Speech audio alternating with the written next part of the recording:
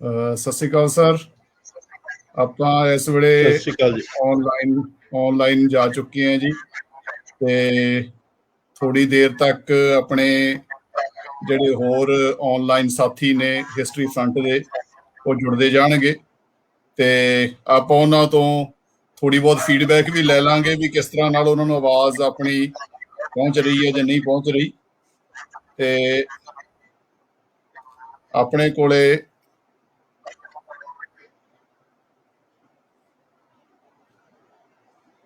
ਦੋਸਤੋ ਇਹ history front series ਦਾ ਦੂਸਰਾ ਲੈਕਚਰ ਹੈ, ਜਿਹੜਾ ਆਪਾਂ ਅੱਜ ਪ੍ਰੋਫੈਸਰ ਜਗਮੋਹਨ ਸਿੰਘ ਦੇ ਨਾਲ ਆਪਾਂ ਉਹਨਾਂ ਨਾਲ ਰੂਬਰੂ ਹੋ ਰਹੇ ਹਾਂ। ਆਪਣੇ ਪਹਿਲੇ ਲੈਕਚਰ ਦੇ ਵਿੱਚ ਆਪਾਂ ਪ੍ਰੋਫੈਸਰ ਸੁਖਦੇਵ ਸਿੰਘ ਸੋਹਲ, ਜਿਹੜੇ ਕਿ ਗੁਰੂ ਨਾਨਕ ਦੇਵ ਯੂਨੀਵਰਸਿਟੀ ਤੋਂ ਰਿਟਾਇਰ ਹੋਏ ਸੀ, ਉਹਨਾਂ ਦੇ ਨਾਲ ਗੱਲਬਾਤ ਕੀਤੀ ਸੀ। ਉਸ ਲੈਕਚਰ ਦੇ ਵਿੱਚ ਆਪਣੀ ਗੱਲਬਾਤ ਮੇਨਲੀ ਸੀ ਆਰਕਾਈਵਲ ਦੀ ਹਿਸਟਰੀ ਦੇ ਬਾਰੇ, ਜਿਹੜੀ ਨੈਸ਼ਨਲ ਆਰਕਾਈਵਜ਼ ਹੈ। ਉਹਨਾਂ ਨੇ ਬੜੀਆਂ ਵਧੀਆ ਆਪਾਂ ਨੂੰ ਗੱਲਾਂ ਉਹਦੇ ਵਿੱਚ ਦੱਸੀਆਂ ਸੀ ਕਿ ਕਿਸ ਤਰ੍ਹਾਂ ਦੇ ਨਾਲ ਜਿਹੜੀ 1757 ਤੋਂ ਹੀ ਰਿਕਾਰਡ ਇਕੱਠਾ ਹੋਣਾ ਸ਼ੁਰੂ ਹੋ ਗਿਆ ਸੀ, ਜਦੋਂ ਤੋਂ ਅੰਗਰੇਜ਼ ਭਾਰਤ ਵਿੱਚ ਆਏ। ਪਰ ਹੌਲੀ ਹੌਲੀ ਉਹ ਇੱਕ ਇੰਪੀਰੀਅਲ ਰਿਕਾਰਡ ਆਫਿਸ ਬਣ ਗਿਆ, ਤੇ ਫਿਰ ਕਿਸ ਤਰ੍ਹਾਂ ਨਾਲ 1891 ਦੇ ਵਿੱਚ ਉਹਨਾਂ ਨੇ ਇਹਨੂੰ ਇੱਕ ਵੱਖਰਾ ਰੂਪ ਦਿੱਤਾ।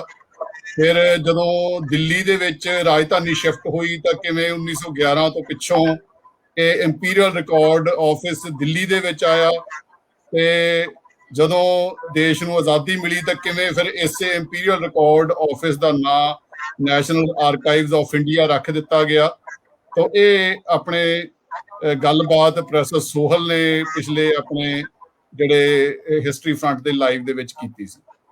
ਦੋਸਤੋ, ਇਹ ਆਪਾਂ ਹਿਸਟਰੀ ਫਰੰਟ ਲਾਈਵ ਇਸ ਕਰਕੇ ਲਗਾਤਾਰ ਕਰ ਰਹੇ ਹਾਂ ਕਿਉਂਕਿ ਜਿਹੜਾ ਨੈਸ਼ਨਲ ਆਰਕਾਈਵਜ਼ ਹੈ ਉਹਨੂੰ ਤੇ ਨੈਸ਼ਨਲ ਮਿਊਜ਼ੀਅਮ ਨੂੰ ਇੱਕ ਬਹੁਤ ਵੱਡਾ ਖਤਰਾ ਪੈਦਾ ਹੋ ਗਿਆ ਹੈ ਇਸ ਵੇਲੇ, ਜਿਹੜੀ ਮੋਦੀ ਸਰਕਾਰ ਹੈ ਉਹਦੇ ਵੱਲੋਂ।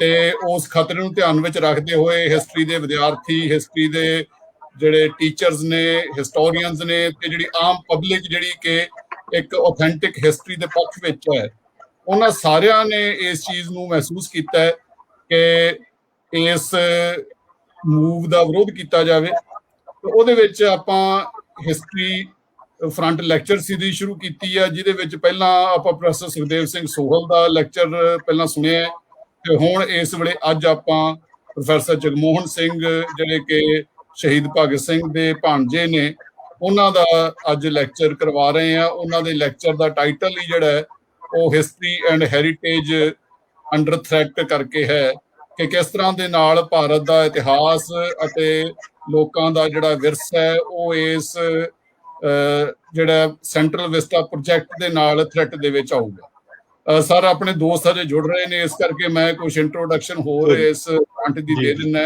ਤੁਹਾਡੀ ਰੂਬਰੂ ਸ਼ੁਰੂ ਕਰਨ ਤੋਂ ਪਹਿਲਾਂ ਪ੍ਰੋਫੈਸਰ ਸੋਹਲ ਆਪਣੇ ਨਾਲ ਜੁੜ ਚੁੱਕੇ ਨੇ, ਹੋਰ ਵੀ ਆਪਣੇ ਮਿੱਤਰ ਹੌਲੀ ਹੌਲੀ ਜੁੜਦੇ ਜਾਣਗੇ। ਤਾਂ ਗੱਲ ਸਰ ਇਹ ਜਿਸ ਤਰ੍ਹਾਂ ਨਾਲ ਆਪਾਂ ਨੂੰ ਪਤਾ ਹੈ ਕਿ ਸੈਂਟਰਲ ਵਿਸਟਾ ਪ੍ਰੋਜੈਕਟ ਇੱਕ ਇਸ ਚੀਜ਼ ਨੂੰ ਲੈ ਕੇ ਹੀ ਆ ਕਿ ਕਿਸ ਤਰ੍ਹਾਂ ਦੇ ਨਾਲ ਇੱਕ ਨਵੀਂ ਪਾਰਲੀਮੈਂਟ ਬਣਾਉਣ ਦੀ ਲੋੜ ਐਵੇਂ ਸਰਕਾਰ ਨੂੰ ਮਹਿਸੂਸ ਹੋ ਜਾਂਦੀ ਆ।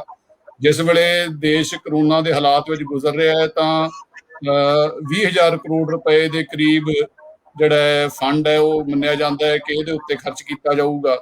ਤੇ ਕਿੰਨਾ ਜ਼ਿਆਦਾ ਜਿਹੜੀ ਵੇਸਟੇਜ ਆਫ ਮਨੀ ਆ, ਕਿੰਨੀ ਜ਼ਿਆਦਾ ਵੇਸਟੇਜ ਆਫ ਆਪਣੇ ਸਾਹਮਣੇ ਜਿਹੜੀ ਰਿਸੋਰਸਿਸ ਹੈ, ਤੇ ਉਦੋਂ ਵੱਡੀ ਗੱਲ ਕਿ ਪਾਸਟ ਦੇ ਨਾਲ ਕਿੰਨਾ ਵੱਡਾ ਧਰੋ ਇਸ ਦੇ ਰੂਪ ਵਿੱਚ ਹੋ ਸਕਦਾ। ਤੋ ਇਸ ਗੱਲਬਾਤ ਦੇ ਵਿੱਚ ਸਰ ਤੁਸੀਂ ਜਿਸ ਤਰ੍ਹਾਂ ਨਾਲ ਪਹਿਲਾਂ ਆਪਣੀ ਡਿਸਕਸ਼ਨ ਹੋਈ ਆ ਆਫ ਰਿਕਾਰਡ ਆਫਲਾਈਨ ਜਦੋਂ ਹੋਈ ਆ, ਤਾਂ ਇਹ ਤੁਸੀਂ ਮੈਨੂੰ ਦੱਸਿਆ ਸੀਗਾ ਕਿ ਕਿਸ ਤਰ੍ਹਾਂ ਦੇ ਨਾਲ ਆਪਾਂ ਇਸ ਲੈਕਚਰ ਨੂੰ ਬਿਲਕੁਲ ਇੱਕ ਸਪੌਂਟੇਨੀਅਸ ਰੱਖਣ ਦੀ ਕੋਸ਼ਿਸ਼ ਕਰਾਂਗੇ। ਜਿਹੜੇ ਸਾਡੇ ਦੋਸਤ ਨੇ ਉਹ ਹੁਣੇ ਤੋਂ ਹੀ ਸਵਾਲ ਆਪਣੇ ਪੁੱਛ ਸਕਦੇ ਆ, ਤੇ ਮੈਂ ਵੀ ਤੁਹਾਡੇ ਸਾਹਮਣੇ ਜੋ ਸਵਾਲ ਮੇਰੇ ਮਨ 'ਚ ਹੋਣਗੇ ਉਹ ਤੁਹਾਡੇ ਸਾਹਮਣੇ ਰੱਖੂਗਾ, ਤੇ ਤੁਸੀਂ ਉਹਨਾਂ ਤੋਂ ਵੱਧ ਸਵਾਲਾਂ ਦੇ ਉੱਤਰ ਦੇਣ ਦੀ ਕੋਸ਼ਿਸ਼ ਜਿਹੜੀ ਆ ਉਹ ਸਾਨੂੰ ਕਰੋਗੇ। ਸਰ ਜੇ ਤੁਹਾਡੇ ਕੋਲੇ ਜਿਹੜਾ ਆਪਣਾ ਫੇਸਬੁੱਕ ਲਾਈਵ ਕਿਤੇ ਚੱਲ ਰਿਹਾ ਤਾਂ ਉਹ ਆਵਾਜ਼ ਤੁਸੀਂ ਮਿਊਟ ਕਰ ਦਿਓ ਉਹਦੀ, ਜੇ ਤੁਹਾਡਾ ਨਾਲ ਤੁਹਾਡੇ ਕਿਸੇ ਹੋਰ ਡਿਵਾਈਸ ਵਿੱਚ ਤੁਸੀਂ ਦੇਖ ਰਹੇ ਹੋ ਤਾਂ ਨਹੀਂ, ਉਹ ਉਹ ਆਵਾਜ਼ ਆ ਰਹੀ ਹੈ ਕੁਛ। ਮੈਂ ਬੰਦ ਕਰਤਾ। ਹਾਂ ਉਹ ਆਵਾਜ਼ ਆ ਰਹੀ ਸੀ। ਮੈਂ ਤੁਹਾਡਾ ਹਾਂਜੀ ਫੇਸਬੁੱਕ ਪੇਜ ਖੁੱਲਾ ਹੋਇਆ ਸੀ। ਹਾਂ ਉਹ ਮੈਂ ਵੀ ਖੋਲਿਆ ਹੋਇਆ, ਬਟ ਉਹ ਮੈਂ ਮਿਊਟ ਕਰਕੇ ਰੱਖਿਆ ਹੋਇਆ ਤਾਂ ਕਿ ਇਹਨੂੰ ਆਪਾਂ ਇੱਥੇ ਡਿਸਟਰਬੈਂਸ ਨਾ। ਸਰ ਆਪਣੇ ਨਾਲ ਦੋਸਤ ਆਪਣੇ ਜੁੜ ਰਹੇ ਨੇ ਤਾਂ ਆਪਾਂ ਇਹ ਗੱਲਬਾਤ ਹੁਣ ਸ਼ੁਰੂ ਕਰਦੇ ਹਾਂ ਕਿ ਜਿਹੜਾ ਇਹ ਫੈਸਲਾ ਇੱਕਦਮ ਲਿਆ ਗਿਆ ਸੈਂਟਰਲ ਵਿਸਟਾ ਦੇ ਸੰਬੰਧ ਵਿੱਚ ਤੇ ਨਵੀਂ ਪਾਰਲੀਮੈਂਟ ਜਿਹੜਾ ਜਾਂ ਵਾਈਸ ਪ੍ਰੈਜ਼ੀਡੈਂਟ ਦਾ ਹਾਊਸ ਜਾਂ ਜਿਹੜਾ ਪ੍ਰਾਈਮ ਮਿਨਿਸਟਰ ਦਾ ਜਿਹੜਾ ਇੱਕ ਹਾਊਸ ਹੈ, ਇਹਨੂੰ ਤੁਸੀਂ ਕਿਸ ਤਰ੍ਹਾਂ ਦੇਖਦੇ ਹੋ ਇਸ ਸੰਦਰਭ ਦੇ ਵਿੱਚ ਕਿ ਜਿਹੜੇ ਆਪਣੇ ਪੋਲੀਟੀਸ਼ੀਅਨ ਨੇ ਤੇ ਇੱਕ ਪਾਸੇ ਲੋਕਾਂ ਦਾ ਇਤਿਹਾਸ ਅਤੇ ਵਿਰਸਾ ਹੈ ਤੇ ਲੋਕਾਂ ਦੀਆਂ ਸਪੇਸਿਸ ਨੇ, ਇਸ ਸੰਬੰਧ ਵਿੱਚ ਤੁਹਾਨੂੰ ਕਿਸ ਤਰ੍ਹਾਂ ਲੱਗਦਾ ਹੈ ਕਿ ਇਹ ਇੱਕ ਅਟੈਕ ਹੈ ਹਿਸਟਰੀ ਅਤੇ ਹੈਰੀਟੇਜ ਉੱਤੇ ਇੰਡੀਆ ਦੀ ਉੱਤੇ?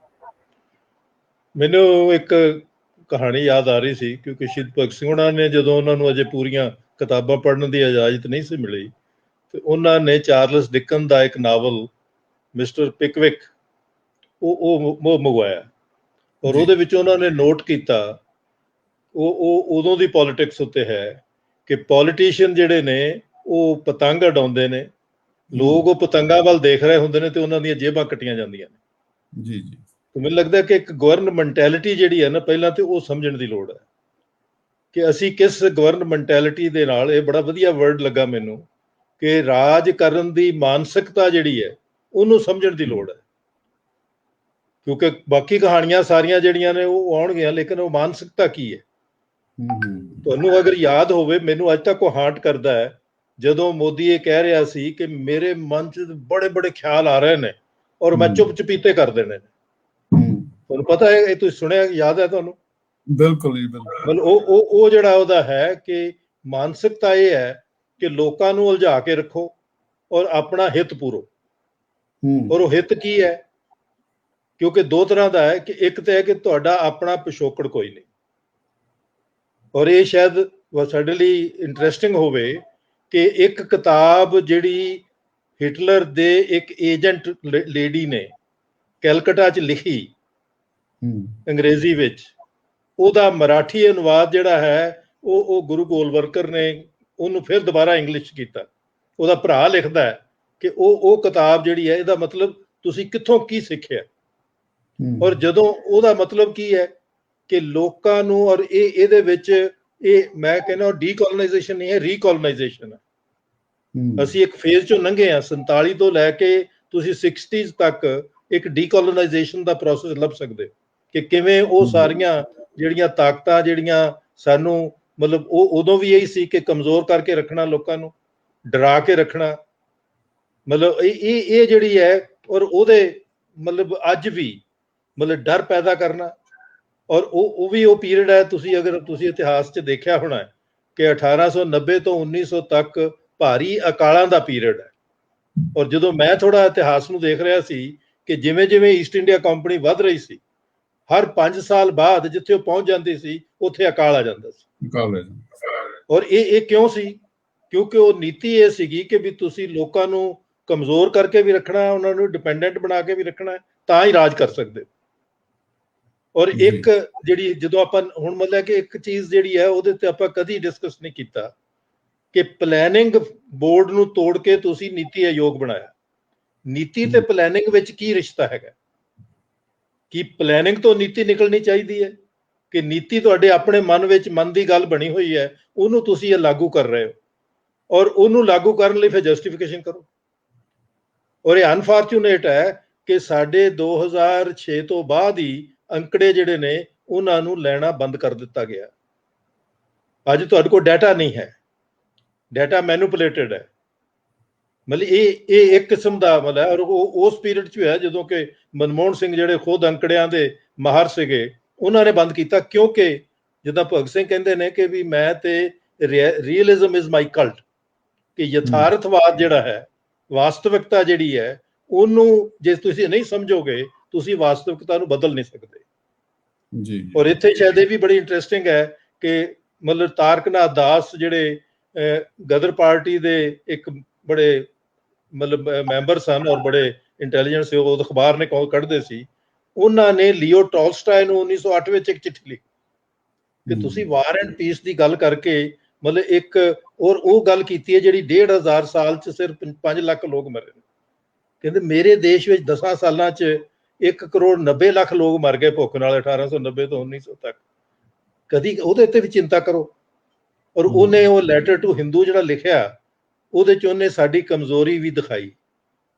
ਉਹ ਕਹਿੰਦਾ ਮੈਂ ਤੁਹਾਡਾ ਸਾਰਾ ਕ੍ਰਿਸ਼ਨ ਪੜ੍ਹ ਲਿਆ, ਨਾਨਕ ਪੜ੍ਹ ਲਿਆ, ਤੁਹਾਡੀਆਂ ਦੋ ਜਿਹੜੀਆਂ ਨੇ, ਇੱਕ ਤੇ ਤੁਸੀਂ ਮਤਲਬ ਇਹਨੂੰ ਯਥਾਰਥ ਨੂੰ ਸਮਝਦੇ ਹੀ ਨਹੀਂ, ਇਲੂਜ਼ਨ ਹੈ।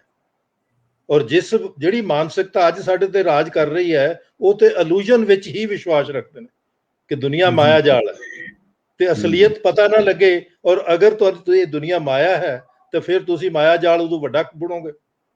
ਤਾਂ ਇਹ ਇਸ ਕਰਕੇ ਉਸ ਮਾਨਸਿਕਤਾ ਵਿੱਚੋਂ ਲਗਾਤਾਰ ਜਿਹੜੀਆਂ ਨੀਤੀਆਂ 2014 ਤੋਂ ਬਾਅਦ ਅਪਣਾਈਆਂ ਗਈਆਂ ਔਰ ਉਹ ਲੋਕਾਂ ਨੂੰ ਕਮਜ਼ੋਰ ਕਰਨ ਵਾਲੀਆਂ ਨੇ, ਜਿਹਦੇ ਖਿਲਾਫ ਅੱਜ ਤੁਹਾਡੀ ਕਿਸਾਨ ਮੂਵਮੈਂਟ ਖੜੀ ਹੈ, ਉਹਨਾਂ ਨੂੰ ਇੰਨੀ ਗੱਲ ਸਮਝ ਲੱਗ ਗਈ ਕਿ ਵੀ ਇਹ ਔਰ ਉਹਦੇ ਉੱਤੇ ਹੀ ਜਿਹੜੀ ਹੈ ਕਿ ਵੀ ਕਿਵੇਂ ਜ਼ਮੀਨ ਜਿਹੜੀ ਹੈ ਉਹ ਮਤਲਬ ਲੋਕਾਂ ਨੂੰ ਘੱਟੋ ਘੱਟ ਵਿਸ਼ਵਾਸ ਦਿੰਦੀ ਹੈ ਕਿ ਉਹ ਆਪਣੀ ਰੋਟੀ ਆਪ ਖਾ ਲੈਣਗੇ। ਤਾਂ ਉਹਦੇ ਵਿੱਚੋਂ ਹੀ ਇਹ ਨਿਕਲਿਆ ਕਿ ਤੁਸੀਂ ਕਿਉਂਕਿ ਤੁਹਾਡੇ ਆਪਣਾ ਇਤਿਹਾਸ ਹੈ ਨਹੀਂ, ਤਾਂ ਜੋ ਤੁਸੀਂ ਅਗਲਾ ਭਵਿੱਖ ਦਿਖਾਉਣਾ ਚਾਹੁੰਦੇ ਹੋ ਉਹ ਜਿਹੜੀਆਂ ਆਉਣ ਵਾਲੀਆਂ ਨਸਲਾਂ ਨੇ ਉਹਨਾਂ ਨੂੰ ਤੁਸੀਂ ਕਿਵੇਂ ਮਤਲਬ ਕਰੋਗੇ। ਮੈਂ ਅੱਜ ਹੀ ਮਤਲਬ ਇੱਕ ਆਰਕਾਈਵਜ਼ ਦੇਖ ਰਿਹਾ ਸੀ, ਜਿਹੜੇ ਮਤਲਬ ਸਾਊਥ ਈਸਟ ਏਸ਼ੀਆ ਆਰਕਾਈਵਜ਼ ਨੇ ਬਰਕਲੇ ਯੂਨੀਵਰਸਿਟੀ ਦੇ, ਔਰ ਉਹਦੇ 'ਚ ਉਹਨੇ ਇੱਕ ਕੋਟੇਸ਼ਨ ਲਿਖੀ ਬੜੀ ਇੰਟਰਸਟਿੰਗ। ਕਹਿੰਦੇ ਵੀ ਜੇ ਤੁਸੀਂ 1 ਸਾਲ ਲਈ ਕੁਝ ਪੈਦਾ ਕਰਨਾ ਚਾਹੁੰਦੇ ਹੋ ਤਾਂ ਬੀਜ ਬੀਜੋ, ਜੇ ਤੁਸੀਂ 10 ਸਾਲਾਂ ਲਈ ਕਰਨਾ ਚਾਹੁੰਦੇ ਹੋ, 20 ਸਾਲਾਂ ਲਈ ਕਰਨਾ ਚਾਹੁੰਦੇ ਹੋ ਤਾਂ ਇੱਕ ਦਰਖਤ ਲਾਓ।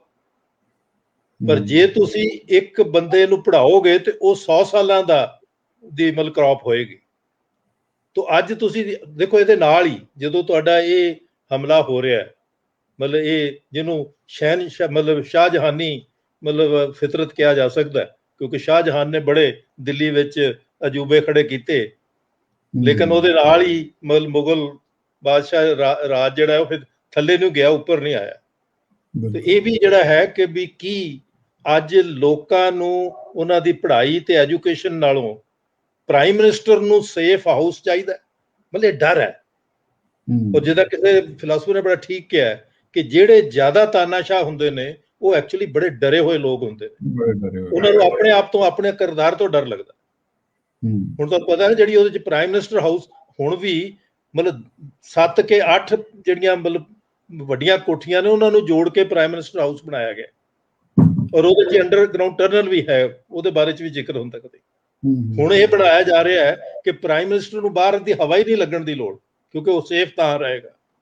ਬਿਲਕੁਲ ਤੁਸੀਂ ਆਪਣੀ ਸੇਫਟੀ ਨੂੰ ਬਣਾਉਂਦੇ ਹੋਏ, ਔਰ ਵਾਈਸ ਪ੍ਰੈਜ਼ੀਡੈਂਟ ਨੇ ਕਿਹਾ ਕਿ ਵੀ ਮੇਰੀ ਵੀ ਸੇਫਟੀ ਚਾਹੀਦੀ, ਪ੍ਰੈਜ਼ੀਡੈਂਟ ਦੀ ਸੇਫਟੀ ਦੀ ਗੱਲ ਨਹੀਂ ਹੈ, ਕਿਉਂਕਿ ਪ੍ਰੈਜ਼ੀਡੈਂਟ ਜਾਏਗਾ ਤੇ ਵਾਈਸ ਪ੍ਰੈਜ਼ੀਡੈਂਟ ਸਾਡੇ ਕੋਲ ਹੈਗਾ ਉਹਨੂੰ, ਤੇ ਉਹ 2 ਘਰ ਬਣਾਏ ਜਾ ਰਹੇ, 2 ਮਹਿਲ ਬਣਾਏ ਜਾ ਰਹੇ, ਜਦੋਂ ਕਿ ਲੋਕਾਂ ਦੀ ਪ੍ਰੋਬਲਮ ਇਹ ਹੈ ਕਿ ਤੁਹਾਡੀ ਇਨਇਕੁਐਲਿਟੀ ਇੰਨੀ ਜ਼ਿਆਦਾ ਵੱਧ ਗਈ ਕਿ ਮਤਲਬ 1% ਜਿਹੜਾ ਹੈ ਉਹਦੇ ਕੋਲ 70% ਧਨ ਹੋ ਰਿਹਾ।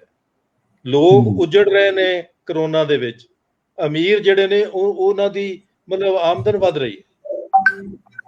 ਮੈਂ ਮਤਲਬ ਤੁਹਾਡਾ ਸਾਰੀ ਬੱਚਤ ਜਿਹੜੀ ਹੈ ਮਤਲਬ ਇੱਕ ਤੇ ਪਹਿਲਾਂ ਕਮਜ਼ੋਰ ਕਿਵੇਂ ਕੀਤਾ, ਤੁਹਾਡੀ ਬੱਚਤ ਖਾ ਲਈ, ਘਰਾਂ ਦੀ ਬੱਚਤ ਖਾ ਲਈ। ਮੈਂ ਮਤਲਬ ਜਦੋਂ ਆਪਣੀਆਂ ਮਾਵਾਂ ਭੈਣਾਂ ਧੀਆਂ ਨਾਲ ਗੱਲ ਕਰਦਾ, ਮੈਂ ਕਿਹਾ ਵੀ ਤੁਸੀਂ ਦੱਸੋ, ਉਹ ਕਹਿੰਦੇ ਸਾਨੂੰ ਉਜਾੜਤਾ। ਘਰ ਤੁਹਾਡੇ ਦੀ ਬੱਚਤ ਜਿਹੜੀ ਸੀ ਉਹ ਤੁਹਾਨੂੰ ਮਤਲਬ ਇੱਕ ਸਿਕਿਉਰਿਟੀ ਦਿੰਦੀ ਸੀ, ਜਦੋਂ ਕਿਤੇ ਅਰਥ ਵਿਵਸਥਾ ਵਿਗੜੀ, ਤੁਹਾਡੀ ਆਮਦਨ ਨਹੀਂ ਆ ਰਹੀ ਤੇ ਉਹ ਦਾਦੀ ਮਾਂ ਜਿਹੜੀ ਹੈ ਕਿਤੇ ਮਤਲਬ ਕਿਸੇ ਖੇਸ ਵਿੱਚੋਂ ਕਿਸੇ ਕੁੱਜੇ ਵਿੱਚੋਂ ਪੈਸੇ ਕੱਢ ਕੇ ਦਿੰਦੀ ਸੀ, ਮਤਲਬ ਉਹ ਸੇਫਟੀ ਗਈ। ਹੁਣ ਦੇਖੋ ਤੁਸੀਂ ਕਿ ਜਿੰਨਾ ਇਹਨਾਂ ਨੇ ਕਰਜ਼ਾ ਮੁਆਫ ਕੀਤਾ ਹੈ ਉਹ ਰਿਜ਼ਰਵ ਬੈਂਕ ਦੀ ਸੇਫ ਚੋਂ ਕੱਢ ਕੇ ਦਿੱਤਾ। ਕੱਲ ਵੀ ਸੀਗਾ ਕਿ ਜੀ ਇੰਨੇ ਲੱਖ ਕਰੋੜ ਹੋਰ ਮਤਲਬ ਜਿਹੜੀ ਬੱਚਤ, ਔਰ ਉਹ ਕਹਿ ਰਹੇ ਸੀਗੇ, ਰਾਜਨ ਇਹ ਕਹਿ ਕੇ ਗਿਆ, ਉਸ ਤੋਂ ਬਾਅਦ ਵਾਇਰਲ ਆਚਾਰੀਆ ਇਹ ਕਹਿ ਕੇ ਗਿਆ ਕਿ ਜੇ ਤੁਸੀਂ ਇਹ ਸੇਫਟੀ ਨੈਟ ਜਿਹੜਾ ਰਿਜ਼ਰਵ ਬੈਂਕ ਨੇ ਬਣਾਇਆ ਹੋਇਆ ਇਹਨੂੰ ਤੋੜੋਗੇ ਤੇ ਜਿੱਦਣ ਝਟਕਾ ਲੱਗਾ ਉਦੋਂ ਅਰਜਨਟੀਨਾ ਬਣ ਜਾਓਗੇ। ਔਰ ਅਰਜਨਟੀਨਾ ਨੂੰ 30% ਇੰਟਰਸਟ ਰੇਟ ਦੇਣਾ ਪੈ ਰਿਹਾ। ਤਾਂ ਇਹ ਇਸ ਜਿਹੜੀ ਮਤਲਬ ਰਾਜ ਕਰਨ ਦੀ ਨੀਅਤ ਹੈ ਜਾਂ ਨੀਤੀ ਹੈ ਉਹਦੇ ਤੋਂ ਹੈ। ਔਰ ਮੈਂ ਹਮੇਸ਼ਾ ਕਹਿਣਾ ਹੁੰਦਾ ਕਿ ਨੀਤੀ ਦੇ ਮਗਰ ਇੱਕ ਬਦਨੀਤੀ ਹੁੰਦੀ ਹੈ। ਨੀਤੀ ਕਾਹਦੇ ਵਾਸਤੇ? ਜਿੱਦਾਂ ਹੁਣ ਮਤਲਬ ਕਿਸਾਨਾਂ ਦਾ ਹੀ ਲੈ ਲਈਏ, ਮੈਂ ਕਿਉਂਕਿ ਉਹ ਇਹਦੇ ਨਾਲ ਜੋੜ ਕੇ ਆਪਾਂ ਇਹਨੂੰ ਦੇਖਾਂਗੇ ਤਾਂ ਸਮਝ ਲੱਗਣੀ ਹੈ ਕਿ ਇਹਨਾਂ ਨੇ ਜੂਨ ਵਿੱਚ 3 ਕਾਨੂੰਨ ਬਣਾਏ, ਮਤਲਬ ਆਰਡੀਨੈਂਸ ਲਿਆਂਦੇ, ਔਰ ਜਿਹੜਾ ਆਰਡੀਨੈਂਸ ਇਹਨਾਂ ਨੂੰ ਸਭ ਤੋਂ ਜ਼ਿਆਦਾ ਪਿਆਰਾ ਹੈ ਉਹ ਹੈਗਾ ਕਿ ਜਿਹੜਾ ਅਸੈਂਸ਼ੀਅਲ ਫੂਡ ਖਾਣ ਵਾਲੀਆਂ ਚੀਜ਼ਾਂ ਨੇ, ਜ਼ਰੂਰੀ ਖਾਣ ਵਾਲੀਆਂ ਚੀਜ਼ਾਂ ਨੇ, ਉਹਨਾਂ ਦੇ ਉੱਤੇ ਬੈਨ ਖਤਮ ਕਰਤਾ, ਉੱਤੇ ਕੋਈ ਕੰਟਰੋਲ ਨਹੀਂ। ਔਰ ਸ਼ਾਇਦ ਜੇ ਤੁਸੀਂ ਘਰਾਂ 'ਚ ਮੁੜ ਕੇ ਝਾਤੀ ਮਾਰ ਕੇ ਦੇਖੋ ਤੇ ਪਿਆਜ਼ 100 ਰੁਪਏ, ਆਲੂ 60 ਰੁਪਏ ਤੱਕ ਜਿਹੜੇ ਨੇ ਤੁਹਾਨੂੰ ਖਾਣੇ ਪਏ। ਔਰ ਜਦੋਂ ਮੈਂ ਇਹਨਾਂ ਦੇ ਅੰਕੜੇ ਦੇਖੇ ਤੇ 3 ਮਹੀਨਿਆਂ ਵਿੱਚ 27,500 ਕਰੋੜ ਦੀ ਇਹਨਾਂ ਨੇ ਐਕਸਪੋਰਟ ਕੀਤੀ ਹੈ। ਪਰਸੋਂ ਹੀ ਇੰਡੀਅਨ ਐਕਸਪ੍ਰੈਸ ਵਿੱਚ ਸੀ ਕਿ ਹੁਣ ਮੈਂ ਉਹ ਕਈ ਦੇਰ ਤੋਂ ਉਹ ਮੈਂ ਮਤਲਬ ਦੇਖ ਰਿਹਾ ਸੀ, ਜਿੱਦਣ ਮੈਂ ਇਹ ਦੇਖਿਆ ਕਹਿੰਦੇ ਜੀ ਇੱਕ ਬੰਦਰਗਾਹ ਜਿਹੜੀ ਹੈ ਉਹ ਪਾਰ ਬੋਇਲਡ ਰਾਈਸ ਨੂੰ ਐਕਸਪੋਰਟ ਕਰਨ ਦੇ ਵਿੱਚ ਮਤਲਬ ਡਿਲੇ ਹੋ ਰਹੀ ਹੈ, ਇੱਕ ਬੰਦਰਗਾਹ ਹੋਰ ਖੋਲੋ। ਉਹ ਇੱਕ ਕਾਕੀਨਾਡਾ 'ਚ ਦੂਜੀ ਬੰਦਰਗਾਹ ਖੋਲੀ ਗਈ, ਔਰ ਕੱਲ ਉਹਨਾਂ ਨੇ ਅੰਕੜੇ ਦਿੱਤੇ ਨੇ ਕਿ ਪਿਛਲੇ ਸਾਲਾਂ ਨਾਲੋਂ 300 ਗੁਣਾ ਜ਼ਿਆਦਾ ਜਿਹੜਾ ਹੈ ਉਹ ਖਾਣ ਵਾਲਾ ਚੌਲ ਜਿਹੜੇ ਨੇ ਉਹ ਬਾਹਰ ਵੇਚਦੇ ਨੇ। ਉਹਦਾ ਮਤਲਬ ਕੀ ਹੋਏਗਾ ਕਿ ਅਜਾਰੇਦਾਰੀ ਤੁਸੀਂ ਰੋਕੀ ਨਹੀਂ, ਮਤਲਬ ਉਹਦੇ ਤੇ ਜਿੰਨਾ ਹੈ ਪਾਰ ਬੋਇਲਡ ਰਾਈਸ ਉਹ ਉਹਨਾਂ ਦੇ ਕਬਜ਼ੇ 'ਚ ਹੈ। ਬਾਹਰ ਵੇਚ ਕੇ ਜਿਹੜਾ ਪੈਸਾ ਕਮਾ ਲਿਆ ਹੁਣ ਉਹ ਲੋਕਾਂ ਤੋਂ ਵੀ ਕਮਾਉਣਗੇ, ਜਿਵੇਂ ਪਹਿਲਾਂ ਗੰਢਿਆਂ ਤੇ ਉਹਦੇ ਨਾਲ ਹੋਇਆ। ਤਾਂ ਉਸ ਮਾਨਸਿਕਤਾ ਵਿੱਚੋਂ ਹੀ ਇਹ ਨਿਕਲ ਰਿਹਾ ਕਿ ਤੁਸੀਂ ਪ੍ਰਮਾਣ ਹੀ ਨਾ ਛੱਡੋ ਤਾਂ ਕਿ ਤੁਹਾਡੇ ਨਾਲ ਕੋਈ ਦਲੀਲ ਨਾ ਕਰ ਸਕੇ। ਮੈਂ ਪੜ੍ਹ ਰਿਹਾ ਸੀ ਕਿ ਨੈਸ਼ਨਲ ਆਰਕਾਈਵਸ ਦਾ ਜਿਹੜਾ ਮਤਲਬ ਮਿਸ਼ਨ ਹੈ ਉਹ ਕਹਿੰਦੇ ਕਿ ਸਾਇੰਟੀਫਿਕ ਟੈਂਪਰ ਬਿਲਟ ਕਰਨਾ, ਮਤਲਬ ਉਹਨਾਂ ਲੋਕਾਂ ਲਈ ਜਿਹੜੇ ਵਿਗਿਆਨਕ ਤੌਰ ਤੇ ਆਣ ਕੇ ਮਤਲਬ ਇੱਥੋਂ ਦੇ ਆਰਕਾਈਵਸ ਦੇਖਣਗੇ। ਤੇ ਅਸੀਂ ਤੇ ਮਤਲਬ ਸਾਇੰਟੀਫਿਕ ਟੈਂਪਰ ਜਿਹੜਾ ਚਾਹੇ ਸਾਡੀ ਡਿਊਟੀਜ਼ ਵਿੱਚ ਹੈ।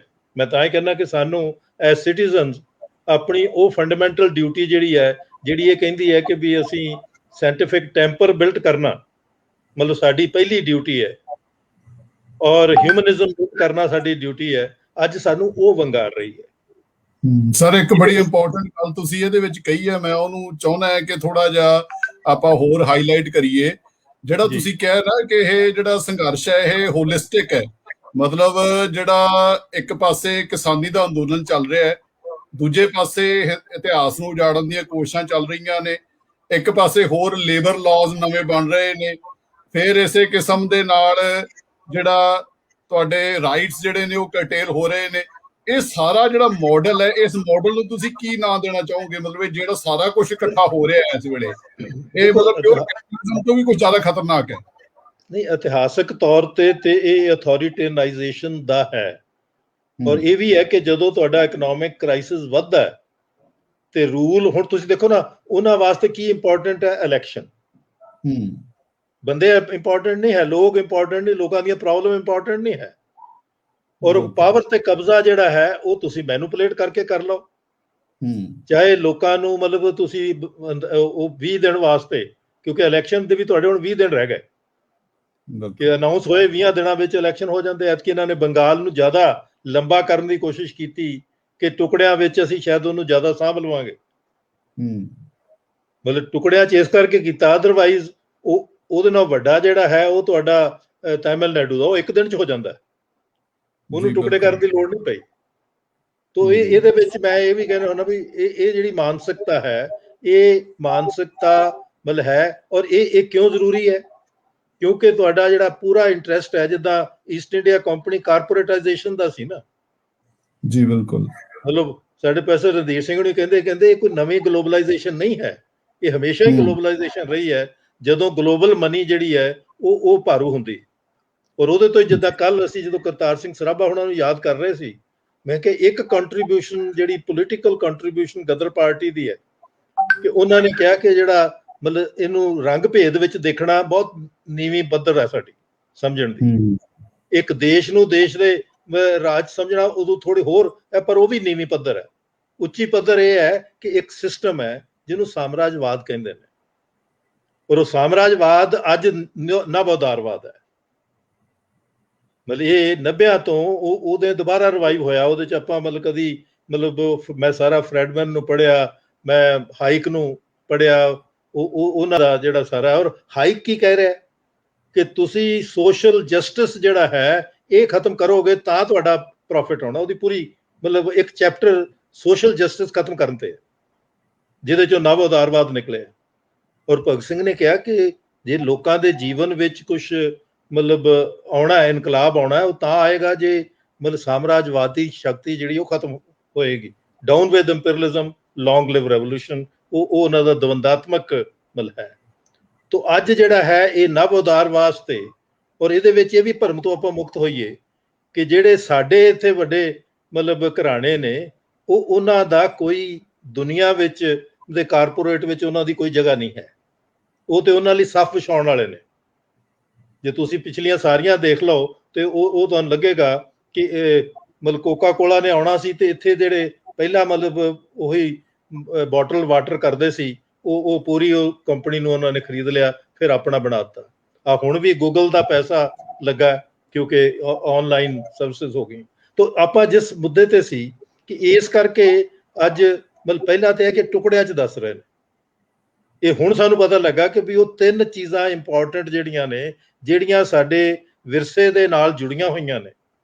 ਮਤਲਬ ਤੁਹਾਡੀ museum, national museum, national archives ਦੇ ਨਾਲ ਇੱਕ ਐਗਜ਼ੀਬਿਸ਼ਨ ਹੈ ਜਿਹੜੀ ਸਭ ਤੋਂ ਪਹਿਲਾਂ ਡਿਸਟਰੋਏ ਕਰਨਗੇ, ਜਿਹਦੇ ਵਿੱਚ ਬਹੁਤ ਇੰਪੋਰਟੈਂਟ ਡਾਕੂਮੈਂਟਸ ਜਿਹੜੇ ਨੇ ਉਹ ਰੱਖੇ ਹੋਏ ਨੇ। ਮਤਲਬ ਇਹਦੇ ਵਿੱਚ ਸਿਰਫ ਇੰਪੀਰੀਅਲ ਹੀ ਨਹੀਂ ਹੈਗੇ, ਉਸ ਤੋਂ ਪਹਿਲੇ ਵੀ ਹੁਣ ਡਾਕੂਮੈਂਟਸ ਜਿਹੜੇ ਨੇ ਉਹ ਬਹੁਤ ਪੁਰਾਣੇ ਡਾਕੂਮੈਂਟਸ ਵੀ ਆ ਗਏ ਨੇ। ਈਵਨ ਜਦੋਂ ਹੁਣ ਤੁਸੀਂ ਰੈਫਰ ਬੈਕ ਕਰਨਾ ਹੈ ਕਿ ਕਸ਼ਮੀਰ ਪ੍ਰੋਬਲਮ ਕੀ ਸੀ, ਉਹਦੇ 'ਚ ਮੈਂ ਜਦੋਂ ਦੇਖ ਰਿਹਾ ਸੀ ਆਨਲਾਈਨ, ਮੈਂ ਗਿਆ ਉਹਦੇ ਤੇ ਮੈਂ ਕਈ ਚਿਰ ਤੋਂ ਲੱਭ ਰਿਹਾ ਸੀ ਕਿ ਸੂਫੀ ਅੰਬਾ ਪ੍ਰਸ਼ਾਦ ਉਹਨਾਂ ਨੇ ਸਭ ਅਜੀਤ ਸਿੰਘ ਉਹਨਾਂ ਦੇ ਨਾਲ ਸੀ, ਉਹਨਾਂ ਤੇ ਪਹਿਲੀ ਵਾਰੀ ਖਫਾ ਅੰਗਰੇਜ਼ ਇਸ ਕਰਕੇ ਹੋਏ ਕਿ ਉਹਨਾਂ ਨੇ ਅੰਮ੍ਰਿਤ ਬਾਜ਼ਾਰ ਪੱਤਰਕਾ ਵਿੱਚ ਕਸ਼ਮੀਰ ਤੇ ਜਿਹੜੀ ਸਾਜ਼ਿਸ਼ ਚੱਲ ਰਹੀ ਸੀ ਉਹਦਾ ਕੀਤਾ, ਔਰ ਉਹ ਮੈਨੂੰ ਉਹ ਕਟਿੰਗਸ ਮਿਲ ਗਈਆਂ ਅੰਮ੍ਰਿਤ ਬਾਜ਼ਾਰ ਪੱਤਰਕਾ ਦੀ। ਪਹਿਲਾਂ ਅਸੀਂ ਸਿਰਫ ਗੱਲ 'ਚ ਸੁਣਿਆ, ਲੇਕਿਨ ਉਹ ਜਦੋਂ ਪ੍ਰਮਾਣ ਮਿਲਦਾ ਹੈ ਫਿਰ ਤੁਸੀਂ ਪ੍ਰਮਾਣ ਨੂੰ ਨਾਲ ਗੱਲ ਕਰ ਸਕਦੇ ਹੋ, ਔਰ ਉਹਦੇ ਤੋਂ ਤੁਹਾਨੂੰ ਨੀਤੀ ਜਿਹੜੀ ਅੱਜ ਕਸ਼ਮੀਰ ਦੀ ਨੀਤੀ ਹੈ, ਇਹ ਮਤਲਬ ਇੰਪੀਰੀਅਲ ਨੀਤੀ ਹੀ ਹੈ। ਤੋ ਇਹ ਇਸ ਕਰਕੇ ਇੱਕ ਤੇ ਉਹ ਨੈਸ਼ਨਲ ਮਤਲਬ, ਔਰ ਦੂਜਾ ਜਿਹੜਾ ਹੈ ਕਿ ਤੁਹਾਡੀਆਂ ਆਰਟੀਫੈਕਟਸ ਨੇ, ਜਿਹਦੇ 'ਚ ਮੈਂ ਸਮਝਦਾ ਕਿ ਡੀ ਕੋਸਾਂਬੀ ਨੇ ਜਿਹੜਾ ਸਾਨੂੰ ਬਹੁਤ ਮਤਲਬ ਦਿੱਤਾ, ਉਹ ਮੈਥਮੈਟੀਕਲ ਵੀ ਸੀ, ਔਰ ਉਹਨੇ ਮਤਲਬ ਐਂਸ਼ੀਅੰਟ ਹਿਸਟਰੀ ਤੇ ਵੀ ਸਾਨੂੰ ਇੱਕ ਨਵੀਂ ਦ੍ਰਿਸ਼ਟੀ ਦਿੱਤੀ, ਔਰ ਦੁਨੀਆ ਨੇ ਪਛਾਣਿਆ ਉਹਨੂੰ। ਉਹਨੇ ਕਿਹਾ ਸੀ ਕਿ ਆਰਟੀਫੈਕਟ ਜਿਹੜੇ ਨੇ ਉਹ ਤੁਹਾਡੀ ਹਿਸਟਰੀ ਬੋਲਦੇ ਨੇ। ਔਰ ਮੈਨੂੰ ਬੜੀ ਇੰਟਰਸਟਿੰਗ ਲੱਗੀ ਜਦੋਂ ਮੈਂ ਵੈਨਕੂਵਰ ਗਿਆ ਤੇ ਮੇਰੇ ਦੋਸਤ ਨੇ ਮੈਨੂੰ ਕਿਹਾ ਕਿ ਮੈਂ ਤੁਹਾਨੂੰ ਇੱਕ ਖਾਸ ਚੀਜ਼ ਦਿਖਾਉਣਾ ਚਾਹੁੰਦਾ ਜਿਹੜੀ ਇੱਥੇ, ਉਹ ਕਹਿੰਦੇ ਵੀ ਇਹ ਵਿਦਿਆਰਥੀਆਂ ਨੂੰ ਟੀਚ ਕਰਨ ਵਾਸਤੇ ਇੱਕ ਉਹਨਾਂ ਨੇ ਸੈਕਸ਼ਨ ਬਣਾਇਆ ਹੋਇਆ ਮਿਊਜ਼ੀਅਮ, ਔਰ ਉਸ ਮਿਊਜ਼ੀਅਮ ਵਿੱਚ ਇੱਕ ਜਾਪਾਨੀ ਇੱਟ ਪਈ ਹੋਈ ਸੀ। ਉਹ ਕਹਿੰਦੇ ਕਾਮਾਗਾਟਾ ਮਾਰੂ ਦੀ ਜਿਹੜੀ ਰੈਜ਼ਿਸਟੈਂਸ ਸੀ, ਜਿਹੜੀ ਉਹਨਾਂ ਨੇ ਇੱਟਾਂ ਸੁੱਟੀਆਂ ਸੀ ਪੁਲਿਸ ਤੇ ਡਿਫੈਂਸ ਕਰਨ ਵਾਸਤੇ, ਇਹ ਤੋਂ ਉਹ ਕਹਾਣੀ ਪੂਰੀ ਜਿਹੜੀ ਹੈ ਉਹ ਸਪਸ਼ਟ ਹੁੰਦੀ ਹੈ। ਸਰ ਮੈਂ ਇੱਕ ਮਿੰਟ ਇੰਟਰਰਪਟ ਕਰ ਰਿਹਾ ਜੀ, ਸਾਰੇ ਦੋਸਤਾਂ ਨੂੰ ਮੈਂ ਇੱਕ ਵਾਰੀ ਰਿਕੁਐਸਟ ਕਰਦੇ ਹਾਂ ਕਿ ਆਪਣਾ ਇਹ ਜਿਹੜਾ ਲਾਈਵ ਚੱਲ ਰਿਹਾ ਇਹਨੂੰ ਸ਼ੇਅਰ ਜ਼ਰੂਰ ਕਰ ਦਿਓ। ਇਸ ਤੋਂ ਬਾਅਦ ਆਪਾਂ ਇਹਨੂੰ YouTube ਤੇ ਪਾਵਾਂਗੇ, ਉਸ ਵੇਲੇ ਵੀ ਦੇਖਿਆ ਜਾ ਸਕੂਗਾ, ਬਟ ਫਿਲਹਾਲ ਜਿਹੜਾ ਫੇਸਬੁੱਕ ਤੇ ਲਾਈਵ ਚੱਲ ਰਿਹਾ ਇਹਨੂੰ ਆਪਾਂ ਸ਼ੇਅਰ ਜ਼ਰੂਰ ਕਰ ਲਈਏ। ਤਾਂ ਪ੍ਰੋਫੈਸਰ ਜਗਮੋਹਨ ਇਸ ਵੇਲੇ ਆਪਾਂ ਨੂੰ ਜਿਹੜਾ ਨੈਸ਼ਨਲ ਆਰਕਾਈਵਜ਼ ਅਤੇ ਹੁਣ ਨੈਸ਼ਨਲ ਮਿਊਜ਼ੀਅਮ ਦੇ ਬਾਰੇ ਵੀ ਦੱਸ ਰਹੇ ਨੇ, ਕਿਉਂਕਿ ਇਸ ਤੋਂ ਪਹਿਲਾਂ ਪ੍ਰੋਫੈਸਰ ਸੋਹਲ ਦਾ ਇੱਕ ਲੈਕਚਰ ਆਰਕਾਈਵ ਦੇ ਬਾਰੇ ਹੋ ਚੁੱਕਿਆ ਹੈ। ਇਸ ਕਰਕੇ ਮੈਂ ਪ੍ਰੋਫੈਸਰ ਜਗਮੋਹਨ ਨੂੰ ਕਿਹਾ ਸੀਗਾ ਕਿ ਤੁਸੀਂ ਜਿਹੜਾ ਮਿਊਜ਼ੀਅਮ ਬਾਰੇ ਵੀ ਦੱਸੋ। ਹਾਂਜੀ ਸਰ, ਕੰਟੀਨਿਊ ਕਰੋ ਸਰ। ਤੋ ਇਸ ਕਰਕੇ ਹੈ ਕਿ ਵੀ ਉਹ ਜਿਹੜੇ ਆਰਟੀਫੈਕਟਸ ਨੇ ਉਹਦੇ ਚੋਂ ਇਤਿਹਾਸ ਲੱਭਦਾ। ਔਰ ਡੀ ਕੋਸਾਂਬੀ ਜਿਹੜਾ ਮੈਂ ਸਮਝਦਾ ਕਿ ਹਰ ਹਿਸਟੋਰੀਅਨ ਨੂੰ ਜਿਹੜਾ ਹਿਸਟਰੀ 'ਚ ਇੰਟਰਸਟ ਰੱਖਦਾ ਉਹਨੂੰ ਡੀ ਕੋਸਾਂਬੀ ਦਾ ਉਹ ਜ਼ਰੂਰ ਪੜ੍ਹਨਾ ਚਾਹੀਦਾ, ਕਿਵੇਂ ਉਹਨਾਂ ਨੇ ਐਂਸ਼ੀਅੰਟ ਹਿਸਟਰੀ ਨੂੰ ਡਿਸਕਵਰ ਕੀਤਾ, ਉਹਦੇ ਪ੍ਰੂਫ, ਔਰ ਉਹਨਾਂ ਵਿੱਚੋਂ ਕੀ ਸਾਨੂੰ ਮਿਲਦਾ ਹੈ, ਕੀ ਅਸੀਂ ਸਮਝਦੇ ਹਾਂ। ਔਰ ਇਹ ਵੀ ਗੱਲ ਹੈ ਕਿ ਵੀ ਅਗਰ ਅਸੀਂ ਆਪਣੇ ਭਵਿੱਖ ਨੂੰ ਬਚਾਉਣਾ ਹੈ ਤੇ ਸਾਨੂੰ ਆਪਣੇ ਪਾਸਟ ਦੀ ਪੂਰੀ ਤਰ੍ਹਾਂ ਸਮਝ ਹੋਣੀ ਚਾਹੀਦੀ ਹੈ। ਇਹਦੇ 'ਚ ਇੱਕ ਸ਼ਬਦ ਮੈਨੂੰ ਪਿਛਲੇ ਦਿਨੀ ਬਹੁਤ ਮਤਲਬ ਲੱਗਾ, ਮਤਲਬ ਬਾਬਾ ਭਕਨਾ ਕਹਿੰਦੇ ਨੇ ਕਿ ਕਰਤਾਰ ਸਿੰਘ ਸਰਾਭਾ ਇੱਕ ਪੂਰਨ ਵਿਅਕਤੀ ਹੈ। ਮਤਲਬ ਨੇਤਾ ਜੀ ਸੁਭਾਸ਼ ਕਹਿੰਦੇ ਨੇ ਕਿ ਮੈਂ ਪੂਰਨ ਵਿਅਕਤੀ ਬਣਨਾ ਚਾਹੁੰਦਾ, ਔਰ ਉਹਨਾਂ ਨੇ ਡਿਫਾਈਨ ਕੀਤਾ ਹੈ, ਇਹ 17 ਸਾਲ ਦੀ ਉਮਰ ਦਾ ਲੈਟਰ ਹੈ, ਕਿ ਜਿਹਦਾ ਮਤਲਬ ਹੈ ਕਿ ਤੁਸੀਂ ਆਪਣੇ ਇਤਿਹਾਸ ਨੂੰ ਪੂਰੀ ਚੰਗੀ ਤਰ੍ਹਾਂ ਉਸ ਨੂੰ ਸਮਝ ਲਿਆ। ਔਰ ਇਤਿਹਾਸ ਦੇ ਇੱਕ ਨਿਯਮ ਨੇ, ਲਾਜ਼ ਆਫ ਹਿਸਟਰੀ ਹੈਗੇ, ਕਿਉਂਕਿ ਇਹ ਸਾਰੀਆਂ ਚੀਜ਼ਾਂ ਨਿਯਮ ਨਾਲ ਚੱਲਦੀਆਂ ਨੇ, ਔਰ ਉਸ ਨਿਯਮ ਨੂੰ ਡੀਕੋਡ ਕਰਨ ਵਾਸਤੇ ਅਗਰ ਇੱਕ ਵੀ ਤੁਹਾਡੇ ਕੋਲ ਮਤਲਬ ਪਾਰਟ ਮਿਸਿੰਗ ਹੋ ਜਾਂਦਾ ਹੈ, ਉਹਦੇ ਕੋਈ ਹੋਰ ਨਤੀਜੇ ਕੱਢੇ ਜਾ ਸਕਦੇ ਨੇ, ਜਿਹਦਾ ਨੁਕਸਾਨ ਇਹ ਹੈ। ਔਰ ਉਸ ਤੋਂ ਬਾਅਦ ਹੈ ਕਿ ਤੁਸੀਂ ਅੱਜ ਦੇ ਹਾਲਤ ਨੂੰ ਦੇਖ ਕੇ ਮਤਲਬ ਉਹਨੂੰ ਪੂਰਾ ਸਮਝ ਕੇ ਤੁਸੀਂ ਅੱਗੇ ਭਵਿੱਖ ਨੂੰ ਕਰ ਸਕੋ। ਤਾਂ ਮੈਂ ਉਹਦੇ ਤੋਂ ਐਪਰੀਸ਼ੀਏਟ ਕਰਦਾ ਸੀ ਵੀ ਇਸ ਕਰਕੇ ਇਹ ਦੋਨੋਂ ਚੀਜ਼ਾਂ ਜਿਹੜੀਆਂ ਨੇ, ਨੈਸ਼ਨਲ ਆਰਕਾਈਵਜ਼ ਵੀ ਤੇ ਨੈਸ਼ਨਲ ਮਿਊਜ਼ੀਅਮ ਵੀ, ਇਹ ਬਹੁਤ ਇੰਪੋਰਟੈਂਟ ਤੁਹਾਡੇ ਮਤਲਬ ਹੈਰੀਟੇਜ ਦਾ, ਵਿਰਾਸਤ ਦਾ ਹਿੱਸਾ ਨੇ। ਅਗਰ ਇਹ ਵਿਰਾਸਤ ਨਹੀਂ ਬਚੀ, ਤੁਸੀਂ ਕੱਲ ਨੂੰ ਮਤਲਬ ਆਪਣੇ ਪਾਸਟ ਨੂੰ ਨਹੀਂ, ਜੇ ਤੁਸੀਂ ਪਾਸਟ ਨਹੀਂ ਦੇਖ ਸਕਦੇ, ਤੁਸੀਂ ਅੱਜ ਦੀਆਂ ਪ੍ਰੋਬਲਮ, ਕਿਉਂਕਿ ਅੱਜ ਦੀਆਂ ਪ੍ਰੋਬਲਮ ਅੱਜ ਨਹੀਂ ਆਈਆਂ, ਇਹਦੇ ਮਗਰ ਮਤਲਬ ਪ੍ਰੋਬਲਮਸ ਜਿਹੜੀਆਂ ਨੇ ਉਹ ਇੱਕ ਪਿਛੋਕੜ 'ਚੋਂ ਆਈਆਂ ਨੇ। ਔਰ ਜੇ ਅਸੀਂ ਪਿਛੋਕੜ ਨੂੰ ਨਹੀਂ ਜਾਣਿਆ ਤੇ ਫਿਰ ਅਸੀਂ ਉਹਦਾ ਇਲਾਜ ਨਹੀਂ ਕਰ ਸਕਦੇ। ਫਿਰ ਅਸੀਂ ਇਸ ਭਰਮ 'ਚ ਹੀ ਪੈਰਾਂਗੇ ਜਿੱਦਾਂ ਪੁਰਾਣਾ ਸੀਗਾ ਕਿ ਬਿਮਾਰੀ ਜਿਹੜੀ ਹੈ ਇਹ ਤੇ ਸ਼ਾਇਦ ਰੱਬ ਦੇ ਪ੍ਰਕੋਪ ਨਾਲ ਆਉਂਦੀ ਹੈ। ਈਵਨ ਮੈਂ ਕੱਲ ਹੈਜੇ ਤੇ ਪੜ੍ਹ ਰਿਹਾ ਸੀ ਕਿ ਸਾਰੀ ਦੁਨੀਆ ਨੂੰ ਜਿਸ ਬੰਦੇ ਨੇ ਹੈਜੇ ਦਾ ਇਲਾਜ ਦਿੱਤਾ ਔਰ ਇੰਨਾ ਸਿੰਪਲ ਇਲਾਜ ਦਿੱਤਾ ਕਿ ਸਿਰਫ ਓਰਲ ਡੀਹਾਈਡਰੇਸ਼ਨ ਨਾਲ ਤੁਸੀਂ ਬਚ ਸਕਦੇ ਹੋ, ਕਿਉਂਕਿ ਉਦੋਂ ਪਹਿਲਾਂ ਜਿਹੜੇ ਸੋਚ ਰਹੇ ਸੀ ਉਹ ਸੋਚ ਰਹੇ ਸੀ ਬੜੀ ਵੱਡੀ ਕਹਾਣੀ, ਬੈਕਟੀਰੀਆ ਕਿੱਥੇ ਕੰਮ ਕਰਦਾ ਹੈ, ਉਹ ਤੁਹਾਡਾ ਖੂਨ ਮਤਲਬ ਕਰ ਦਿੰਦਾ ਹੈ। ਔਰ ਉਹ ਇੰਡੀਅਨ ਡਾਕਟਰ ਨੇ ਲੱਭਿਆ ਕਿ ਨਹੀਂ, ਉਹ ਤੁਹਾਡੀ ਡੀਹਾਈਡਰੇਸ਼ਨ ਕਾਜ਼ ਕਰਦਾ ਤੇ ਰੀਹਾਈਡਰੇਟ ਕਰਦੇ ਰਹੋ, ਤੁਸੀਂ ਨਹੀਂ ਮਰੋਗੇ। ਔਰ ਉਹਨੇ ਸਾਰੇ ਹੈਜੇ ਦੀ, ਅੱਜ ਹੈਜੇ ਨਾਲ ਨਹੀਂ ਕੋਈ ਮਰਦਾ। ਤੋ ਇਹ ਜਿਹੜਾ ਹੈ ਕਿ ਇਹ ਪਾਸਟ ਦੀ ਹਿਸਟਰੀ ਇਕੱਲੀ ਮਤਲਬ ਰਾਜਾਂ ਦੀ ਹਿਸਟਰੀ ਨਹੀਂ ਹੈ, ਲੋਕਾਂ ਦੇ ਸੰਘਰਸ਼ਾਂ ਦੀ ਹਿਸਟਰੀ ਵੀ ਹੈ। ਅੱਜ ਜੇ ਅਸੀਂ ਕਿਸਾਨ ਮੂਵਮੈਂਟਸ ਦੀ ਹਿਸਟਰੀ ਦੇਖਣੀ ਹੋਵੇ ਤੇ ਉਹਦੇ ਪੱਖ ਕੁਛ ਆਰਕਾਈਵ 'ਚ ਪਏ ਹੋਏ ਨੇ, ਔਰ ਕਈ ਵਾਰੀ ਸਰਕਾਰੀ ਰਿਪੋਰਟਾਂ 'ਚ ਪਏ ਹੋਏ ਨੇ। ਜਿੱਦਾਂ ਜਦੋਂ ਹੁਣ ਮੈਂ ਮਤਲਬ 1907 ਦੇ ਪੀਰੀਅਡ ਤੇ ਥੋੜਾ ਹੋਰ ਡੈਪਥ ਵਿੱਚ ਜਾਣਾ ਚਾਹਿਆ ਸਾਜੀਤ ਸਿੰਘਣਾ ਦੇ, ਤੇ ਇੱਕ ਬੜੀ ਇੰਟਰਸਟਿੰਗ ਨਿਕਲੀ ਕਿ ਬੰਗਾਲ ਵੰਡ ਹੁੰਦੀ ਹੈ ਮਤਲਬ ਧਰਮ ਦੇ ਨਾਂ ਤੇ, ਮੁਸਲਿਮ ਏਰੀਆ ਵੱਖਰਾ ਕਰਤਾ, ਮਤਲਬ 1905 ਵਿੱਚ ਵੰਡ ਹੁੰਦੀ, ਉਹਦੇ ਖਿਲਾਫ ਬਹੁਤ ਆਵਾਜ਼ ਉਠਾਈ। ਲੇਕਿਨ ਉਹ ਜਾ ਕੇ 1911 ਵਿੱਚ ਉਹਨਾਂ ਨੇ ਰਿਵਰਸ ਕੀਤੀ, ਜਦੋਂ ਉਹਨਾਂ ਨੇ ਮਤਲਬ ਮਿੰਟੋ ਮੋਰਲੇ ਰਿਫਾਰਮਸ ਵਿੱਚ ਮਤਲਬ ਜਿਹੜੀਆਂ ਨੇ ਉਹ ਮਤਲਬ ਕਨਸਟੀਚੁਐਂਸੀਜ਼ ਬਣਾਤੀਆਂ ਕਿ ਇਹ ਮੁਸਲਿਮ ਕਨਸਟੀਚੁਐਂਸੀ ਹੋਏਗੀ, ਇਹ ਹਿੰਦੂ ਕਨਸਟੀਚੁਐਂਸੀ ਹੋਏਗੀ। ਔਰ ਉਹਦੇ ਤੇ ਉਹ ਰਿਮਾਰਕ ਜਿਹੜਾ ਇੱਕ DC ਲਾਇਲਪੁਰ ਲਿਖਦਾ, ਕਹਿੰਦਾ ਦੇਖੋ ਅਸੀਂ ਕਿੰਨੇ ਚੁਸਤ ਹਾਂ, ਪਹਿਲਾਂ ਅਸੀਂ ਧਰਮਾਂ 'ਚ ਲੋਕਾਂ ਨੂੰ ਲੜਾਉਂਦੇ ਸੀ, ਹੁਣ ਧਰਮ ਦੇ ਵਿਧਨ ਲੋਕੀ ਲੜਨਗੇ, ਕਿਉਂਕਿ ਜਦੋਂ ਇਲੈਕਸ਼ਨ ਹੋਊਗਾ ਦੋ ਧੜੇ ਬਣਨਗੇ। ਤਾਂ ਮਤਲਬ ਕਿ ਇਹਦੇ ਨਾਲ ਸਮਝਦਾਰੀ ਜਿਹੜੀ ਹੈ ਕਿ ਕਿਵੇਂ, ਤਾਂ ਇਹ ਇਸ ਕਰਕੇ ਮੈਂ ਸਮਝਦਾ ਕਿ ਨੈਸ਼ਨਲ ਆਰਕਾਈਵਜ਼ ਦੇ ਵਿੱਚ ਉਹ ਜਿਹੜੀਆਂ ਰਿਪੋਰਟਸ ਨੇ, ਜਿੱਦਾਂ ਉਹਦੇ ਤੇ ਇਹ ਰਿਪੋਰਟ ਹੈ ਕਿ ਵੀ ਅਸੀਂ ਤੇ ਅਜੀਤ ਸਿੰਘ ਨੂੰ ਬੰਦ ਕਰਤਾ ਸੀ, ਉਹ ਸਾਰੀ ਕੰਪਨੀ ਨੂੰ, ਵੀ ਤੁਸੀਂ ਲੋਕਾਂ 'ਚ ਸਪੀਚ ਨਹੀਂ ਕਰਨੀ, ਸ਼ਾਇਦ ਸਪੀਚ ਕਰਨ ਨਾਲ ਹੁੰਦਾ।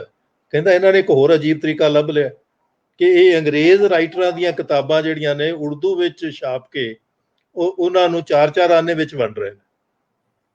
ਸਵਰਨ ਸਿੰਘ, ਭਗਤ ਸਿੰਘ ਦੇ ਛੋਟੇ ਚਾਚਾ ਜੀ ਨੇ, ਉਹਨਾਂ ਨੂੰ ਸਜ਼ਾ ਹੀ ਇਹਦੇ 'ਚ ਹੋਈ ਕਿ ਉਹਨਾਂ ਨੇ ਇੱਕ ਡਿਵਾਈਡ ਐਂਡ ਕੰਕਰ ਕਰਕੇ ਬ੍ਰਿਟਿਸ਼ ਮਤਲਬ ਦੀ ਕਿਤਾਬ ਸੀਗੀ, ਉਹਨੂੰ ਬੰਦਰ ਬਾਂਟ ਕਰਕੇ ਛਾਪਤਾ ਉਰਦੂ ਵਿੱਚ, ਔਰ ਉਹਦੇ ਉੱਤੇ ਮਤਲਬ ਉਹਨਾਂ ਨੇ ਉਹਦਾ ਕਾਰਟੂਨ ਬਣਾਤਾ। ਔਰ ਉਹ ਕਹਿੰਦਾ ਕਿ ਜਿਹੜੀ ਕਿਤਾਬ ਸਾਡੀ ਲਾਇਬ੍ਰੇਰੀ 'ਚ ਪਈ ਹੋਈ ਹੈ ਉਹ ਸ਼ਾਇਦ ਨੁਕਸਾਨ ਨਹੀਂ ਕਰਦੀ, ਲੇਕਿਨ ਜਦੋਂ ਉਹਨੂੰ ਲੋਕਾਂ ਦੇ ਨੌਲੇਜ ਦਾ ਹਿੱਸਾ ਬਣ ਜਾਏਗੀ ਤਾਂ ਫਿਰ ਉਹ ਸਾਡੇ ਵਾਸਤੇ ਸਵਾਲ ਖੜੇ ਕਰੇਗੀ। ਤੋ ਇਸ ਕਰਕੇ ਮੈਂ ਸਮਝਦਾ ਕਿ ਇਹਨਾਂ ਦੋਹਾਂ ਚੀਜ਼ਾਂ ਨੂੰ, ਔਰ ਜਿੱਦਾਂ ਪਹਿਲਾਂ ਹੈ ਕਿ ਵੀ ਇਹਨੂੰ ਇੱਕ ਮਿਸਾਲ ਮਾਡਲ ਦੇ ਵਿੱਚ, ਕਿ ਜਿਹੜਾ ਮਤਲਬ ਅੱਜ ਹਰ ਤਰ੍ਹਾਂ, ਤੁਸੀਂ ਬਿਲਕੁਲ ਠੀਕ ਕਿਹਾ ਕਿ ਕੋਈ ਵੀ ਬੋਲਦਾ ਉਹ ਇਹਨਾਂ ਨੂੰ ਆਪ ਡਰ ਲੱਗ ਰਿਹਾ। ਇਹ ਜਿਹੜੇ ਹੁਣ ਟੂਲ ਕਿਟ ਦੀ ਗੱਲ ਕਰਦੇ ਨੇ ਨਾ, ਇਹ CIA ਨੇ ਅਰਬ ਮਤਲਬ ਜਿਹੜਾ ਸਪਰਿੰਗ ਸੀ ਉਹਦੇ ਵਿੱਚ ਟੂਲ ਕਿਟ ਯੂਜ਼ ਕੀਤੇ ਸੀ, ਹੁਣ ਇਹਨਾਂ ਨੂੰ ਉਹ ਹਾਂਟ ਕਰ ਰਿਹਾ। ਮਤਲਬ ਇਸੇ ਕਰਕੇ ਝੂਠ ਚਾਪੇ ਫਸ ਗਏ। ਲੇਕਿਨ ਦੂਜੇ ਬੰਨੇ ਹੈਗਾ ਕਿ ਜਿਹੜੇ ਮਤਲਬ ਮੇਰਾ ਇਹ ਕਿ ਵੀ ਉਹ ਇਸ ਗੱਲ ਨੂੰ ਹਰ ਬੰਦੇ ਨੂੰ ਸਮਝਣ ਦੀ ਲੋੜ ਹੈ ਕਿ ਇਹ ਸਿਰਫ ਮਤਲਬ ਅਕੈਡਮਿਕ ਦਾ ਕੰਮ ਨਹੀਂ ਹੈ, ਇਹ ਅੱਜ ਆਮ ਆਦਮੀ ਦੀ ਪ੍ਰੋਬਲਮ ਹੈ ਕਿ ਕੱਲ ਨੂੰ ਤੁਹਾਡੇ ਬੱਚਿਆਂ ਨੂੰ ਮਤਲਬ ਉਹ ਜਿਹੜਾ ਨਾ ਕਿ ਵੀ 100 ਮਤਲਬ ਸਾਲ ਲਈ ਉਹਨਾਂ ਨੂੰ ਤਿਆਰ ਕਰਨਾ, ਮਤਲਬ ਪਿਛਲਾ ਜੇ ਸਿੱਖਾਂਗੇ ਤੁਹਾਡੇ ਕੋਲ ਹੋਣਗੇ, ਜਿੱਦਾਂ ਭਗਤ ਸਿੰਘ ਨੇ ਕਿਹਾ ਸੀ ਕਿ ਵੀ ਹੰਬਲੀ submit, serious student of history, conditions of our people and their aspiration, ਕਿ ਫਿਰ ਤੁਸੀਂ ਭਵਿੱਖ ਨੂੰ ਮਤਲਬ ਕਰ ਸਕਦੇ ਹੋ, ਕਿਉਂਕਿ ਜਿੱਥੇ ਖੜੇ ਆ ਉੱਥੋਂ ਭਵਿੱਖ ਨੇ ਨਿਕਲਣਾ, ਉੱਥੋਂ ਭਵਿੱਖ ਨੇ ਨਿਕਲਣਾ। ਬਿਲਕੁਲ ਇੰਪੋਰਟੈਂਟ ਸਰ ਗੱਲ। ਮੈਂ ਤੁਹਾਨੂੰ ਪਤਾ ਹੀ ਨਹੀਂ ਅਸੀਂ ਕਿੱਥੇ ਖੜੇ ਆ, ਔਰ ਫਿਰ ਅਸੀਂ ਭਰਮਾਂ 'ਚ ਰਵਾਂਗੇ, ਔਰ ਭਰਮ ਜਿਹੜਾ ਹੈ ਉਹ ਰੂਲਰ ਨੂੰ ਬਹੁਤ ਸੂਟ ਕਰਦਾ। ਮਤਲਬ ਲੋਕਾਂ ਨੂੰ ਮਤਲਬ ਭਰਮਾ ਕੇ ਤੁਸੀਂ ਉਲਝਾ ਕੇ ਰੱਖੋ। ਔਰ ਇੱਕ ਗੱਲ ਜਿਹੜੀ ਹੈ ਮੈਨੂੰ ਲਗਾਤਾਰ ਆਉਂਦੀ ਹੈ, ਔਰ ਇਹ ਗੱਲ ਆਪਾਂ ਸਾਰਿਆਂ ਨੂੰ ਸਮਝਣੀ ਚਾਹੀਦੀ ਹੈ ਕਿ ਇਹ ਚੂਹੇ ਦੇ ਪੂਜਕ ਨੇ। ਕਿਉਂਕਿ ਜਿਹੜੇ ਸਾਡੇ ਉਹ ਮੈਨੂੰ ਐਲ ਬਰੂਨੀ ਦਾ ਨਾ ਉਹ ਮਾਡਲ ਬਹੁਤ ਵਧੀਆ ਲੱਗਦਾ ਹੈ ਕਿ ਸਾਡੇ ਜਿਹੜੀਆਂ ਮਤਲਬ ਸਕਲਪਚਰਸ ਬਣੇ, ਕਹਿੰਦਾ ਉਹ ਐਜੂਕੇਟਿਵ ਟੂਲ ਸੀਗੇ ਫਾਰ ਦੋਜ਼, ਉਹਨਾਂ ਵਾਸਤੇ ਜਿਹੜੇ ਨਿਰਅਕਸ਼ਰ ਲੋਕ ਨੇ। ਔਰ ਮੈਂ ਆਪ ਦੇਖਿਆ ਕਿ ਵਾਕਿਆ ਹੀ ਜਦੋਂ ਤੁਸੀਂ, ਮੈਂ ਇੱਕ ਵਾਰੀ ਮੈਨੂੰ ਉਹਨਾਂ ਨੇ ਕਿਹਾ ਕਿ ਤੁਸੀਂ ਵਿਸ਼ਵਕਰਮਾ ਤੇ ਬੋਲੋ, ਤੇ ਮੈਂ ਜਦੋਂ ਵਿਸ਼ਵਕਰਮਾ ਦੀ ਉਸ ਨਾਲ ਦੇਖਿਆ ਤੇ ਉਹਦੇ 4 ਹੱਥ, ਚਾਰੇ ਇੰਜੀਨੀਅਰਿੰਗ ਦੇ ਪ੍ਰਿੰਸੀਪਲਸ ਉਹਦੇ ਹੱਥ ਦੱਸਦੇ ਨੇ। ਤੇ ਉਹਦੀ ਸਵਾਰੀ ਕਾਹਦੀ ਹੈ, ਤੇ ਤੁਸੀਂ ਗਿਆਨ ਨੂੰ ਕਰਨਾ ਤੇ ਤੁਸੀਂ ਹੰਸ ਜਿਹੜਾ ਉਹ ਤੋਂ ਸਿੱਖੋ ਕਿ ਗਿਆਨ ਕਿਵੇਂ ਪ੍ਰਾਪਤ ਕਰਨਾ। ਚਿੱਕੜ ਭਰ ਕੇ ਉਹਦੇ ਵਿੱਚੋਂ ਕੰਮ ਦੀ ਚੀਜ਼ ਕੱਢ ਲਓ, ਬਾਕੀ ਚਿੱਕੜ ਸੁੱਟ ਦਿਓ।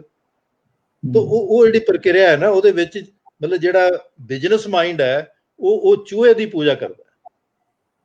ਚੂਹੇ ਤੋਂ ਕੀ ਸਿੱਖਦਾ ਹੈ ਕਿ ਤੁਸੀਂ ਹੇਠੋਂ ਦੀ ਮਤਲਬ ਆਪਣੀ ਮਤਲਬ ਖੁੱਡ ਕੱਢੀ ਚੱਲੋ, ਦੇਖ ਲਓ ਮੌਸਮ ਠੀਕ ਹੈ, ਮਤਲਬ ਤੁਹਾਡੇ ਨੂੰ ਲੱਗਦਾ ਖਤਰਾ ਨਹੀਂ ਹੈ ਤੇ ਬਾਹਰ ਆਣ ਕੇ ਨੁਕਸਾਨ ਕਰ ਲਓ, ਨਹੀਂ ਤੇ ਫਿਰ ਹੇਠੋਂ ਦੀ ਕਰ ਲਓ। ਤਾਂ ਇਹ ਜਿਹੜੀ ਨੀਤੀ ਹੈ ਇਹ ਤੁਸੀਂ ਲਗਾਤਾਰ ਅਗਰ ਆਪਾਂ ਉਸ ਮਾਡਲ 'ਚ ਦੇਖਾਂਗੇ ਤਾਂ ਆਪਾਂ ਨੂੰ ਸਮਝ ਲੱਗੂਗੀ ਕਿ ਇਹ ਮਤਲਬ ਸਿੰਪਲ ਨਹੀਂ ਹੈ। ਇਹ ਮਨ ਦੀ ਗੱਲ ਮਤਲਬ ਹੈ ਕਿ ਹਰ ਚੀਜ਼ ਲੁਕੋ ਕੇ ਕਰਨੀ, ਮਤਲਬ ਔਰ ਜਿੱਦਾਂ ਹੁਣ ਇਹ ਹੈ ਕਿ ਜਦੋਂ ਮਤਲਬ ਇਹ ਸੈਂਟਰਲ ਵਿਸਟਾ ਦੀ ਗੱਲ ਆਈ ਉਦੋਂ ਉਹ ਇਹ ਚੀਜ਼ਾਂ ਨਹੀਂ ਸੀ ਆਈਆਂ, ਇਹ ਹੁਣ ਹੌਲੀ ਐਕਸਟੈਂਡ ਹੋ ਰਹੀਆਂ। ਹੌਲੀ ਐਕਸਟੈਂਡ ਹੋ ਰਹੀਆਂ।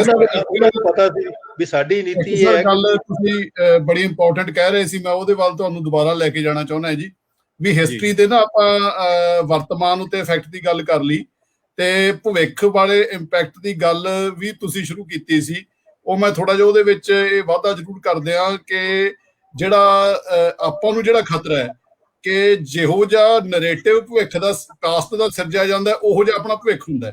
ਆਪਾਂ ਪਾਸਟ ਦੇ ਸ਼ੀਸ਼ੇ 'ਚ ਆਪਣੇ ਆਪ ਨੂੰ ਦੇਖਦੇ ਹਾਂ ਤੇ ਭਾਜਪਾ ਜਿਹੜੀ ਆ ਉਹ ਕਿਸ ਕਿਸਮ ਦਾ ਨਰੇਟਿਵ ਆਪਣੇ ਪਾਸਟ ਦਾ ਸਿਰਜੂਗੀ, ਉਹੋ ਜਿਹਾ ਭਵਿੱਖ ਆਪਣਾ ਹੋਊਗਾ, ਆਪਣੇ ਬੱਚਿਆਂ ਦਾ ਭਵਿੱਖ ਉਹੋ ਜਿਹਾ ਹੋਊਗਾ, ਆਪਣੇ ਦੇਸ਼ ਦਾ ਭਵਿੱਖ ਉਹੋ ਜਿਹਾ ਹੋਊਗਾ।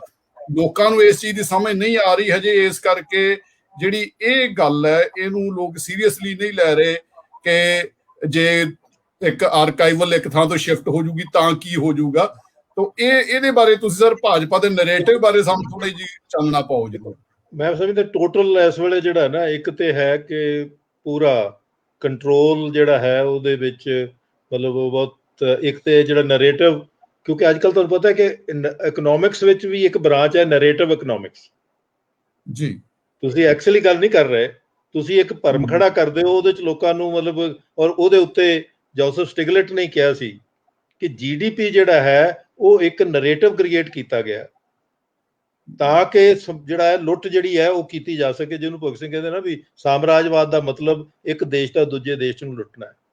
ਤੁਹਾਡੀ GDP 'ਚ ਜਮ੍ਹਾਂ ਹੁੰਦੀ ਹੈ ਕਿ ਕਿੰਨੀ ਮਾਈਨਿੰਗ ਕੀਤੀ ਤੁਸੀਂ, ਲੋਕਾਂ ਦੇ ਪੱਲੇ ਕੀ ਪਿਆ ਉਹ ਨਹੀਂ ਉਹਦੇ 'ਚ ਆਉਂਦਾ।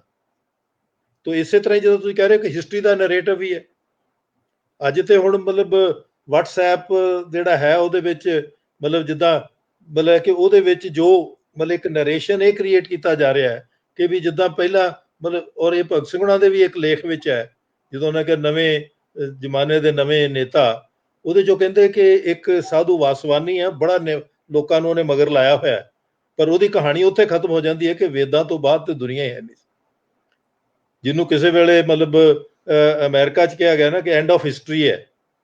ਮਤਲਬ ਇਹ ਨਰੇਟਿਵ ਜਿਹੜਾ ਹੈ ਕਿ ਵੀ ਅਸੀਂ ਮਤਲਬ ਕਿੱਦਾਂ ਦੇ ਭਰਮ ਖੜੇ ਕਰ ਰਹੇ ਨੇ, ਜਿੱਦਾਂ ਇੱਕ ਦੇ ਖਿਲਾਫ ਦੂਜੇ ਨੂੰ ਖੜਾ ਕਰਨਾ, ਮਤਲਬ ਜਾਤ ਪਾਤ ਨੂੰ, ਮਤਲਬ ਇਹ ਵੀ ਦੇਖੋ ਨਾ, ਇਹ ਨਰੇਟਿਵ ਦਾ ਪਾਰਟ ਹੈ ਕਿ ਇੱਕ ਅਸੈਂਬਲੀ ਜਾਂਦੇ ਨੇ ਕਿ ਜੀ ਮਤਲਬ ਦਲਿਤ ਵਰਡ ਜਿਹੜਾ ਹੈ ਇਹ ਕਨਸਟੀਟਿਊਸ਼ਨਲ ਨਹੀਂ ਹੈ, ਸ਼ਡਿਊਲ ਕਾਸਟ ਵਰਡ ਕਨਸਟੀਟਿਊਸ਼ਨ। ਹੁਣ ਦੋਵਾਂ 'ਚ ਫਰਕ ਕੀ ਹੈ ਕਿ ਦਲਿਤ ਦਾ ਮਤਲਬ ਹੈ ਕਿ ਡਿਪਰੈਸਡ ਕਲਾਸਿਸ, ਇੱਕ ਕਲਾਸ ਕਰੈਕਟਰ ਹੈ। ਸ਼ਡਿਊਲ ਕਾਸਟ ਦਾ ਮਤਲਬ ਕਿ ਉਹਦੇ ਵਿੱਚ ਵੀ ਤੁਸੀਂ ਉਹਨੂੰ ਸਬ ਡਿਵੀਜ਼ਨਸ ਬਣਾਉਂਦੇ ਹੋ।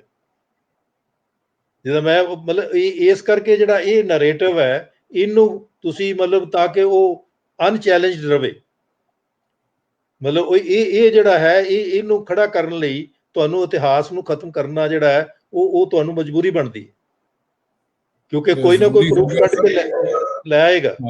ਔਰ ਦੂਜੀ ਜਿਹੜੀ ਸਭ ਤੋਂ ਵੱਡੀ ਗੱਲ, ਮੈਂ ਇੱਕ ਚੀਜ਼ ਮਤਲਬ ਤੁਹਾਡਾ, ਹਾਂਜੀ ਹਾਂਜੀ ਕਿ ਸਰ, ਆਪਾਂ ਜਿਹੜੀ ਗੱਲ ਇਹਦੇ ਬਾਰੇ ਕਰ ਰਹੇ ਸੀ ਨਾ, ਤੁਸੀਂ ਮੈਨੂੰ ਡਿਸਕਸ ਕਰ ਰਹੇ ਸੀ ਦੋ ਇੰਪੋਰਟੈਂਟ ਪੁਆਇੰਟਸ ਜਿਹੜੇ ਤੁਸੀਂ ਇੰਡੀਅਨ ਐਕਸਪ੍ਰੈਸ ਵਾਲੇ ਉਹਦੇ ਚੋਂ ਆਰਟੀਕਲ ਦੇ ਵਿੱਚੋਂ ਡਿਸਕਸ ਕਰ ਰਹੇ ਸੀਗੇ। ਮੈਂ ਉਹਦੇ ਤੇ ਆ ਤੇ ਰਿਹਾ ਸੀਗਾ। ਹਾਂਜੀ ਹਾਂਜੀ ਹਾਂਜੀ। ਦੇਖੋ ਮੇਰਾ ਦੋਤਾ ਮਤਲਬ 14-15 ਸਾਲਾਂ ਦਾ, ਹੁਣ ਅਮਰੀਕਨ ਬੱਚੇ ਦਾ ਮਨ ਉਹਨੇ ਵਾਲੇ ਸਮਝਿਆ ਕਿ ਵੀ ਜਦੋਂ ਵੀ ਕਿਤੇ ਜੰਗ ਲੱਗਦੀ ਹੈ, ਐਕਚੁਅਲੀ ਜੰਗ ਵਿੱਚ ਜ਼ਿਆਦਾ ਉੱਥੋਂ ਦੀ ਜਿਹੜੀ ਆਰਟੀਫੈਕਟਸ ਨੇ ਉਹ ਚੋਰੀ ਹੁੰਦੇ ਨੇ, ਉੱਥੋਂ ਦਾ ਜਿਹੜਾ ਰਿਕਾਰਡ ਆ ਉਹ ਚੋਰੀ ਹੁੰਦਾ। ਇਹ ਉਹ ਮੈਨੂੰ ਸਮਝਾ ਰਿਹਾ ਸੀ। ਔਰ ਉਹਦੇ ਵਿੱਚੋਂ ਮੈਂ ਦੇਖ ਰਿਹਾ ਸੀ ਕਿ ਨੈਸ਼ਨਲ ਆਰਕਾਈਵਜ਼ ਵਿੱਚ ਵੀ, ਕਿ ਜੇ ਤੁਸੀਂ ਮਤਲਬ ਇਤਿਹਾਸ ਵਿੱਚ ਦੇਖੋ ਤੇ ਯੂਗੋਸਲਾਵੀਆ ਹੁਣ ਦੀ ਕੰਡੀਸ਼ਨ ਹੈ, ਯੂਗੋਸਲਾਵਾ ਦੀ ਬਰਬਾਦੀ ਤੋਂ ਬਾਅਦ ਉਹਦੇ ਸਾਰੇ ਆਰਟ ਜਿਹੜੇ ਨੇ ਉਹ ਚਲੇ ਗਏ। ਔਰ ਇਹ ਇੱਕ ਬਹੁਤ ਵੱਡਾ ਰੈਕਟ ਹੈ ਸਮਗਲਿੰਗ ਆਫ ਆਰਟੀਫੈਕਟਸ। ਮਤਲਬ ਪਹਿਲਾਂ ਵੀ ਗਏ ਸਾਡੇ ਆਰਟੀਫੈਕਟਸ, ਅੱਜ ਤੁਹਾਨੂੰ ਪੰਜਾਬ 'ਚ ਨਹੀਂ ਮਿਲਦੇ, ਉਹ ਲੰਡਨ ਦੀ ਮਿਊਜ਼ੀਅਮ 'ਚ ਜਾ ਕੇ ਮਿਲਣਗੇ। ਜਾਂ ਜੇ ਅਮਰੀਕਾ ਜਿੱਥੇ ਵੀ ਲੜਾਈ ਕਰਨ ਗਿਆ ਉਹ ਤੁਹਾਨੂੰ ਉਹਨਾਂ ਦੀਆਂ ਮਿਊਜ਼ੀਅਮ 'ਚ ਮਿਲੇਗਾ। ਇਹਦਾ ਮਤਲਬ ਹੈ ਕਿ ਅਸੀਂ ਬਗੈਰ ਜੰਗ ਤੋਂ ਹੀ ਆਪਣਾ ਮਤਲਬ, ਔਰ ਉਹ ਬਿਲਕੁਲ ਠੀਕ ਕਹਿ ਰਹੇ ਸੀਗੇ ਮਰਦੁੱਲਾ ਮੁਖਰਜੀ, ਕਿ ਜਿਹੜਾ ਸਾਡਾ ਨੈਸ਼ਨਲ ਮਤਲਬ ਹੈਗਾ ਆਰਟ ਗੈਲਰੀ ਹੈ ਜਾਂ ਨੈਸ਼ਨਲ ਮਿਊਜ਼ੀਅਮ ਹੈ, ਉਹਦੀਆਂ ਤੇ ਬਹੁਤ ਸਾਰੀਆਂ ਚੀਜ਼ਾਂ ਜਿਹੜੀਆਂ ਨੇ ਉਹ ਪ੍ਰੋਪਰਲੀ ਇੰਡੈਕਸਡ ਹੀ ਨਹੀਂ ਹੈਗੀਆਂ। ਇਹਦਾ ਮਤਲਬ ਉਹ ਤੇ ਪਹਿਲਾਂ ਹੀ ਗਾਇਬ ਨੇ। ਜਿੱਦਾਂ ਆਪਾਂ ਨੂੰ ਪਤਾ ਹੈ ਕਿ ਜਿਹੜੀ ਚੀਜ਼ ਫਾਈਲ ਮਿਸਪਲੇਸ ਹੋ ਜਾਏ ਉਹ ਗਾਇਬ ਹੋ ਜਾਂਦੀ ਹੈ। ਔਰ ਜਿਹੜੀ NIA ਦੀ ਮਤਲਬ 2 ਮਾਰਚ ਤੋਂ ਬਾਅਦ ਸੀਗੀ ਕਿ ਤੁਸੀਂ ਉਹਨਾਂ ਨੂੰ ਪ੍ਰੂਨਿੰਗ ਕਰਨੀ ਹੈ, ਔਰ ਇਹਦਾ ਇੱਕ ਮਿਸਾਲ ਅਸੀਂ ਪਹਿਲਾਂ ਦੇਖ ਚੁੱਕੇ ਜਦੋਂ ਅਸੀਂ ਚੁੱਪ ਰਹੇ। ਮਤਲਬ ਇੱਕ ਬਹੁਤ ਡਟ ਕੇ ਮੋਦੀ ਨੇ ਕਿਹਾ ਸੀ ਕਿ ਮੈਂ ਦੇਖਿਆ ਮਤਲਬ ਇੰਨੀਆਂ ਫਾਈਲਾਂ ਪਈਆਂ ਹੋਈਆਂ ਸੀ, ਕਲਰਕ ਵਿਚਾਰਾ ਫਾਈਲਾਂ 'ਚ ਘਿਰਿਆ ਹੋਇਆ ਸੀ, ਅਸੀਂ ਉਹ ਸਾਰੇ ਆਫਿਸਰਸ ਦੀਆਂ ਫਾਈਲਾਂ ਜਿਹੜੀਆਂ ਨੇ ਕਲੀਨ ਕਰਤੀਆਂ। ਜਦੋਂ ਕਿ ਇੱਕ ਪਾਲਿਸੀ ਹੈ ਕਿ ਤੁਸੀਂ ਕਿੰਨੇ ਚਿਰ ਤੋਂ ਬਾਅਦ ਕਿਹੜੀ ਫਾਈਲ ਰੱਖਣ ਵਾਲੀ ਹੈ, ਕਿਹੜੀ ਫਾਈਲ ਆਰਕਾਈਵ ਹੋਣੀ ਹੈ, ਕਿਹੜੀ ਫਾਈਲ ਜਿਹੜੀ ਹੈ ਉਹ ਮਤਲਬ ਉਹਦੀ ਲਾਈਫ ਘੱਟ ਹੈਗੀ ਹੈ, ਉਹ ਟੈਂਪਰੇਰੀ ਹੈ। ਲੇਕਿਨ ਇਹਨਾਂ ਨੇ ਉਹਦੇ ਵਿੱਚੋਂ ਆਪਣਾ ਸਾਰਾ ਰਿਕਾਰਡ, ਤਾਂ ਕਿ ਕਈ ਵਾਰੀ ਉਹ ਰਿਕਾਰਡ ਪਿਛਲਾ ਆ ਜਾਂਦਾ ਸੀ, ਕਿਤੇ ਕੋਈ ਬਿਆਨ ਮਾਫੀਨਾਮਾ ਕੁਝ ਆ ਜਾਂਦਾ ਸੀ, ਉਹ ਸਾਰੇ ਆਫਿਸਿਸ ਵਿੱਚੋਂ ਕੱਢੇ। ਔਰ ਉਹੋ ਹੀ ਇਹ ਜਿਹੜਾ ਹੈ ਹੁਣ ਇਹਦੇ ਤੇ ਲਾਗੂ ਹੋ ਰਿਹਾ। ਸੋ ਇਸ ਕਰਕੇ ਮਤਲਬ ਇਹ ਜਿਹੜਾ ਹੈ ਯੂਰਪ ਦੀਆਂ ਜਿੰਨੀਆਂ ਲੜਾਈਆਂ ਨੇ ਉਹਨਾਂ ਵਿੱਚੋਂ ਮਤਲਬ ਇਹ ਹੋਇਆ। ਔਰ ਸਾਡੇ ਇਹ ਬੜਾ ਕੋਲਡਲੀ ਮਤਲਬ ਜਦੋਂ ਡਿਸਟਰੋਏ ਹੋਏਗਾ ਉਹ ਤੋਂ ਪਹਿਲਾਂ ਉਹ ਜਾਏਗਾ ਕਿੱਥੇ? ਹੈਵ ਯੂ ਹਾਊਸਡ, ਮਤਲਬ ਉਹਦੇ ਵਾਸਤੇ ਤੁਸੀਂ ਹਾਊਸਿੰਗ ਕਰ ਲਈ ਹੈ? ਮਤਲਬ ਟ੍ਰਾਂਸਫਰ ਕਰਨਾ, ਹਾਲਾਂਕਿ ਜਦੋਂ ਵੀ ਟ੍ਰਾਂਸਫਰ ਹੋਏ ਨੇ, ਮੈਂ ਬ੍ਰਿਟਿਸ਼ ਆਰਕਾਈਵਜ਼ ਵਿੱਚ ਮੈਨੂੰ ਥੋੜਾ ਜਿਹਾ ਜਾਣ ਦਾ ਮੌਕਾ ਮਿਲਿਆ, ਬ੍ਰਿਟਿਸ਼ ਜਿਹੜੀ ਲਾਇਬ੍ਰੇਰੀ ਮਤਲਬ ਹੈਗੀ ਉਹਨਾਂ ਦੀ।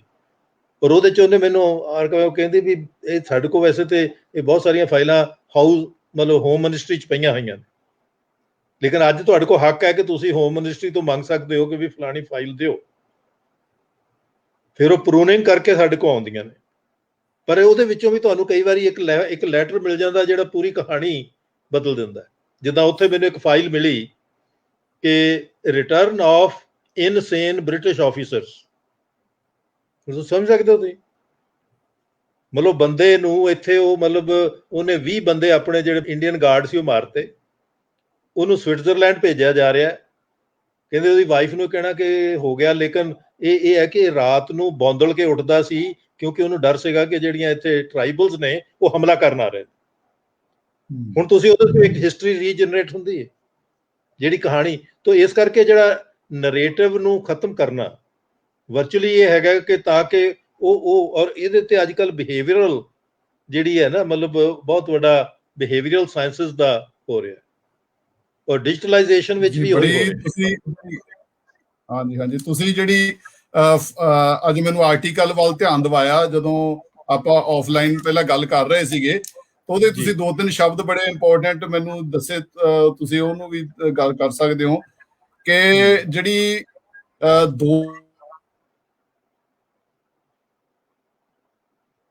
ਹਾਂਜੀ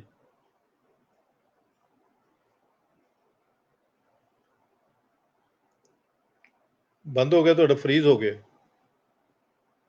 ਤੁਹਾਡੇ ਨੈਟਵਰਕ ਦੀ ਪ੍ਰੋਬਲਮ ਤੇ ਨਹੀਂ? ਅਮਨਦੀਪ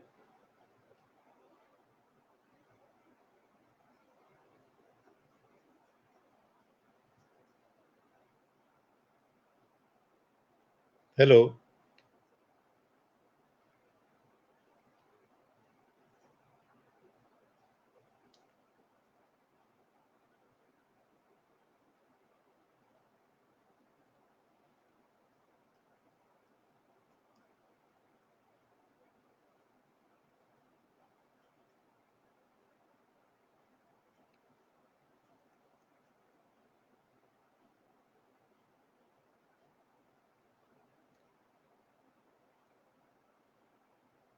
ਹੈਲੋ, ਮੇਰਾ ਖਿਆਲ ਅਮਨਦੀਪ ਉਹਨਾਂ ਦਾ ਕਨੈਕਸ਼ਨ ਕੱਟਿਆ ਗਿਆ। ਤਾਂ ਆਪਾਂ ਗੱਲ ਨੂੰ ਅੱਗੇ ਰੱਖਦੇ, ਜਿਹੜੀ ਉਹ ਗੱਲ ਕਰ ਰਹੇ ਸੀਗੇ ਕਿ ਉਹਦੇ ਵਿੱਚ ਇੱਕ ਤੇ ਇਹ ਹੈ ਕਿ ਜਿਹੜਾ NAI ਮਿਸ਼ਨ ਸਟੇਟਮੈਂਟ ਹੈ, ਉਹ ਇਹ ਕਹਿੰਦੀ ਕਿ injection to scientific temper among creators, custodians and users of record. ਤੋ ਇਹ ਜਿਹੜੀ ਹੈ ਰੀਲੋਕੇਸ਼ਨ, ਇਹਦੇ ਤੇ ਕੀ ਅਸਰ ਕਰੇਗੀ, ਇਹ ਉਹਦਾ ਬਹੁਤ ਇੰਪੋਰਟੈਂਟ ਪੁਆਇੰਟ ਉਹਨਾਂ ਨੇ ਕੀਤਾ। ਦੂਸਰਾ, ਜਿਹੜੀ ਪਹਿਲਾਂ ਵੀ ਆਪਾਂ ਗੱਲ ਕੀਤੀ ਹੈ ਕਿ ਸਰਕੂਲਰ ਜਿਹੜਾ ਹੈ 2 ਮਾਰਚ ਦਾ, ਉਹ ਰਿਪੀਟਡਲੀ ਇੱਕ ਫਰੇਜ਼ ਯੂਜ਼ ਕਰ ਰਿਹਾ, ਰੀਵਿਊਇੰਗ ਐਂਡ ਵੀਡਿੰਗ ਆਊਟ। ਹੁਣ ਉਹ ਰੀਵਿਊ ਤੇ ਵੀਡਿੰਗ ਆਊਟ ਦੀ ਪਾਲਿਸੀ ਕੀ ਹੋਏਗੀ, ਉਹ ਬੜੀ ਮਤਲਬ ਕਿ ਉਹ ਕੋਈ ਡਿਫਾਈਨਡ ਨਹੀਂ ਹੈ। ਜਿਵੇਂ ਨੀਤੀ ਹੈ, ਬਸ ਨੀਤੀ ਦਾ ਮਤਲਬ ਕਿ ਵੀਡਿੰਗ ਆਊਟ ਕਰਨੀ ਹੈ, ਲੇਕਿਨ ਉਹਦਾ ਬੇਸਿਸ ਕੀ ਹੋਏਗਾ। ਜਿਵੇਂ ਹੁਣ ਜਿਹੜੀ ਹਰ ਪਾਲਿਸੀ ਹੈ ਉਹ ਇੱਦਾਂ ਬਣਾਈ ਜਾ ਰਹੀ ਹੈ ਕਿ ਜਿਹਦੇ ਵਿੱਚ ਮਤਲਬ ਤੁਸੀਂ ਮਤਲਬ ਕਿ ਖਾਸ ਹਿੱਤ ਨੂੰ ਰੱਖ ਕੇ ਪਾਲਿਸੀ ਬਣਾਈ ਜਾ ਰਹੀ ਹੈ, ਮਤਲਬ ਜਰਨਲ ਹਿੱਤ ਨੂੰ ਛੱਡਿਆ ਜਾ ਰਿਹਾ। ਤੋ ਅਮਨਦੀਪ, ਜਦੋਂ ਤੁਸੀਂ ਤੁਹਾਡੇ ਮੇਰੇ ਖਿਆਲ ਕਨੈਕਸ਼ਨ ਦੀ ਪ੍ਰੋਬਲਮ ਆ ਗਈ ਸੀ, ਕਨੈਕਸ਼ਨ ਦੀ ਪ੍ਰੋਬਲਮ ਆ ਗਈ ਸੀ। ਤੋ ਆਈ ਕੰਟੀਨਿਊਡ ਵਿਦ ਇਟ। ਉਹ ਜਿਹੜੇ 2 ਕੋਟੇਸ਼ਨਸ ਉਹਦੇ ਵਿੱਚੋਂ ਇਸ ਆਰਟੀਕਲ ਦੀਆਂ ਮੈਂ ਸਮਝਦਾ ਕਿ ਨੋਟ ਕਰਨ ਵਾਲੀਆਂ ਨੇ।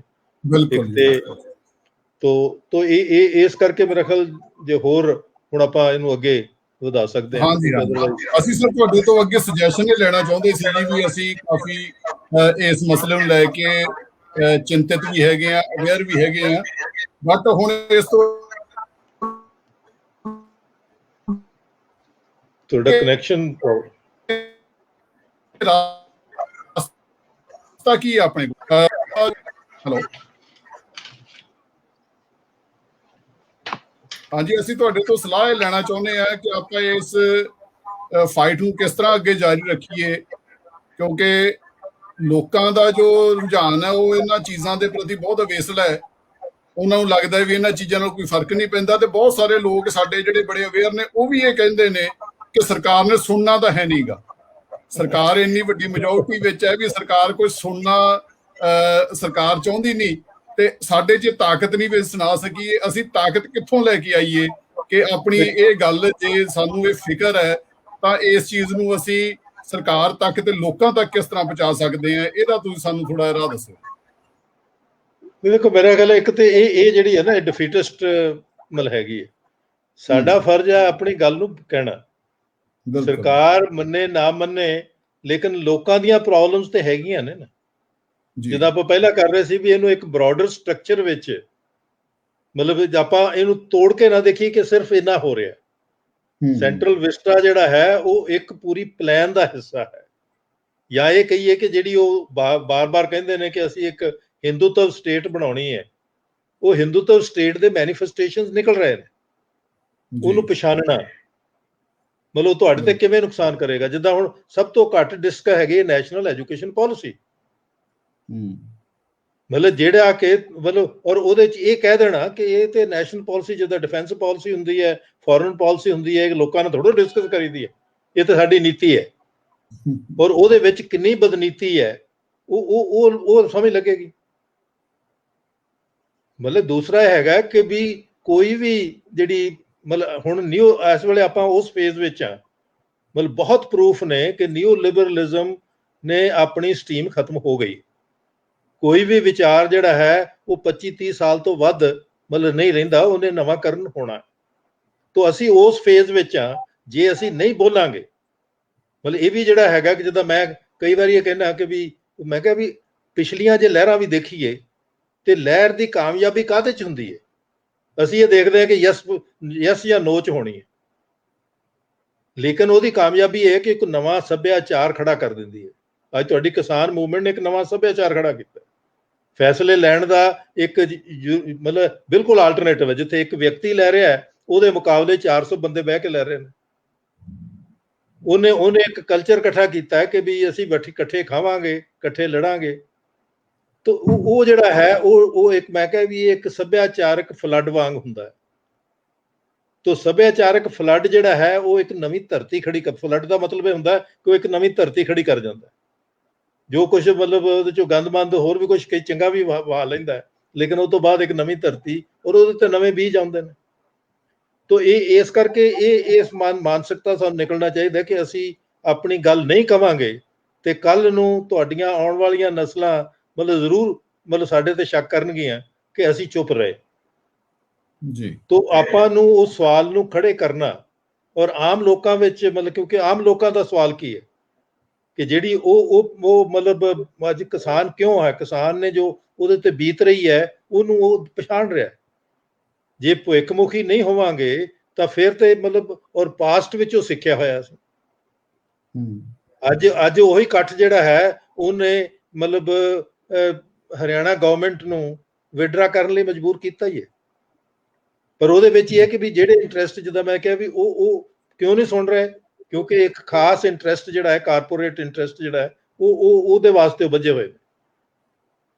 ਤੁਸੀਂ ਅੱਜ ਦੇਖੋ ਕਿ ਇੱਥੇ ਤੁਹਾਨੂੰ ਥੋੜਾ ਜਿਹਾ ਭਗਤ ਸਿੰਘ ਹੋਰਾਂ ਦੀ ਗੱਲ ਵੱਲ ਇੱਕ ਵਾਰ ਲੈ ਕੇ ਜਾਣਾ ਹੈ ਕਿ ਜਿਸ ਤਰ੍ਹਾਂ ਉਹਨਾਂ ਨੇ ਕਿਹਾ ਕਿ ਸਾਨੂੰ ਕੋਈ ਆਰਗੇਨਾਈਜੇਸ਼ਨਲ ਕੰਮ ਕਰਨ ਦੇ ਲਈ ਇੱਕ ਲੰਬੀ ਦੇਰ ਦਾ ਐਫਰਟ ਲਾਉਣਾ ਚਾਹੀਦਾ ਹੈ ਤੇ ਜਿਹੜੇ ਲੋਕ ਨੇ ਉਹਨਾਂ ਨੂੰ ਅਵੇਅਰ ਕਰਨ ਵਾਸਤੇ ਪਿੰਡਾਂ ਵਿੱਚ ਜਾਣਾ ਚਾਹੀਦਾ। ਇਸੇ ਕਿਸਮ ਦਾ ਕੰਮ ਕਿਸਾਨ ਯੂਨੀਅਨਸ ਨੇ ਤਾਂ ਕੀਤਾ ਹੈ, ਬਟ ਆਪਣੇ ਸ਼ਹਿਰੀ ਲੋਕਾਂ ਦੇ ਵਿੱਚ ਜਾਂ ਹੋਰ ਲੋਕਾਂ ਵਿੱਚ ਉਸ ਕਿਸਮ ਦੀ ਅਵੇਅਰਨੈਸ ਦੀ ਕਾਫੀ ਕਮੀ ਆ। ਖਾਸ ਤੌਰ ਤੇ ਜਿਹੜੇ ਨਾ ਮੈਨੂੰ ਲੱਗਦਾ ਕਿ ਮਿਡਲ ਕਲਾਸ ਜਿਹੜੀ ਆ, ਜਿਹੜੇ ਬਾਬੂ ਨੇ ਜਾਂ ਜਿਹੜੇ ਆਪਣੇ ਅਧਿਆਪਕ ਵੀ ਨੇ, ਉਹਨਾਂ ਦੇ ਵਿੱਚ ਇਸ ਚੀਜ਼ ਨੂੰ ਲੈ ਕੇ ਕਾਫੀ ਅਵੇਅਰਨੈਸ ਦੀ ਕਮੀ ਹੈ ਕਿ ਉਹ ਆਪਣੀ ਆਵਾਜ਼ ਲਗਾ।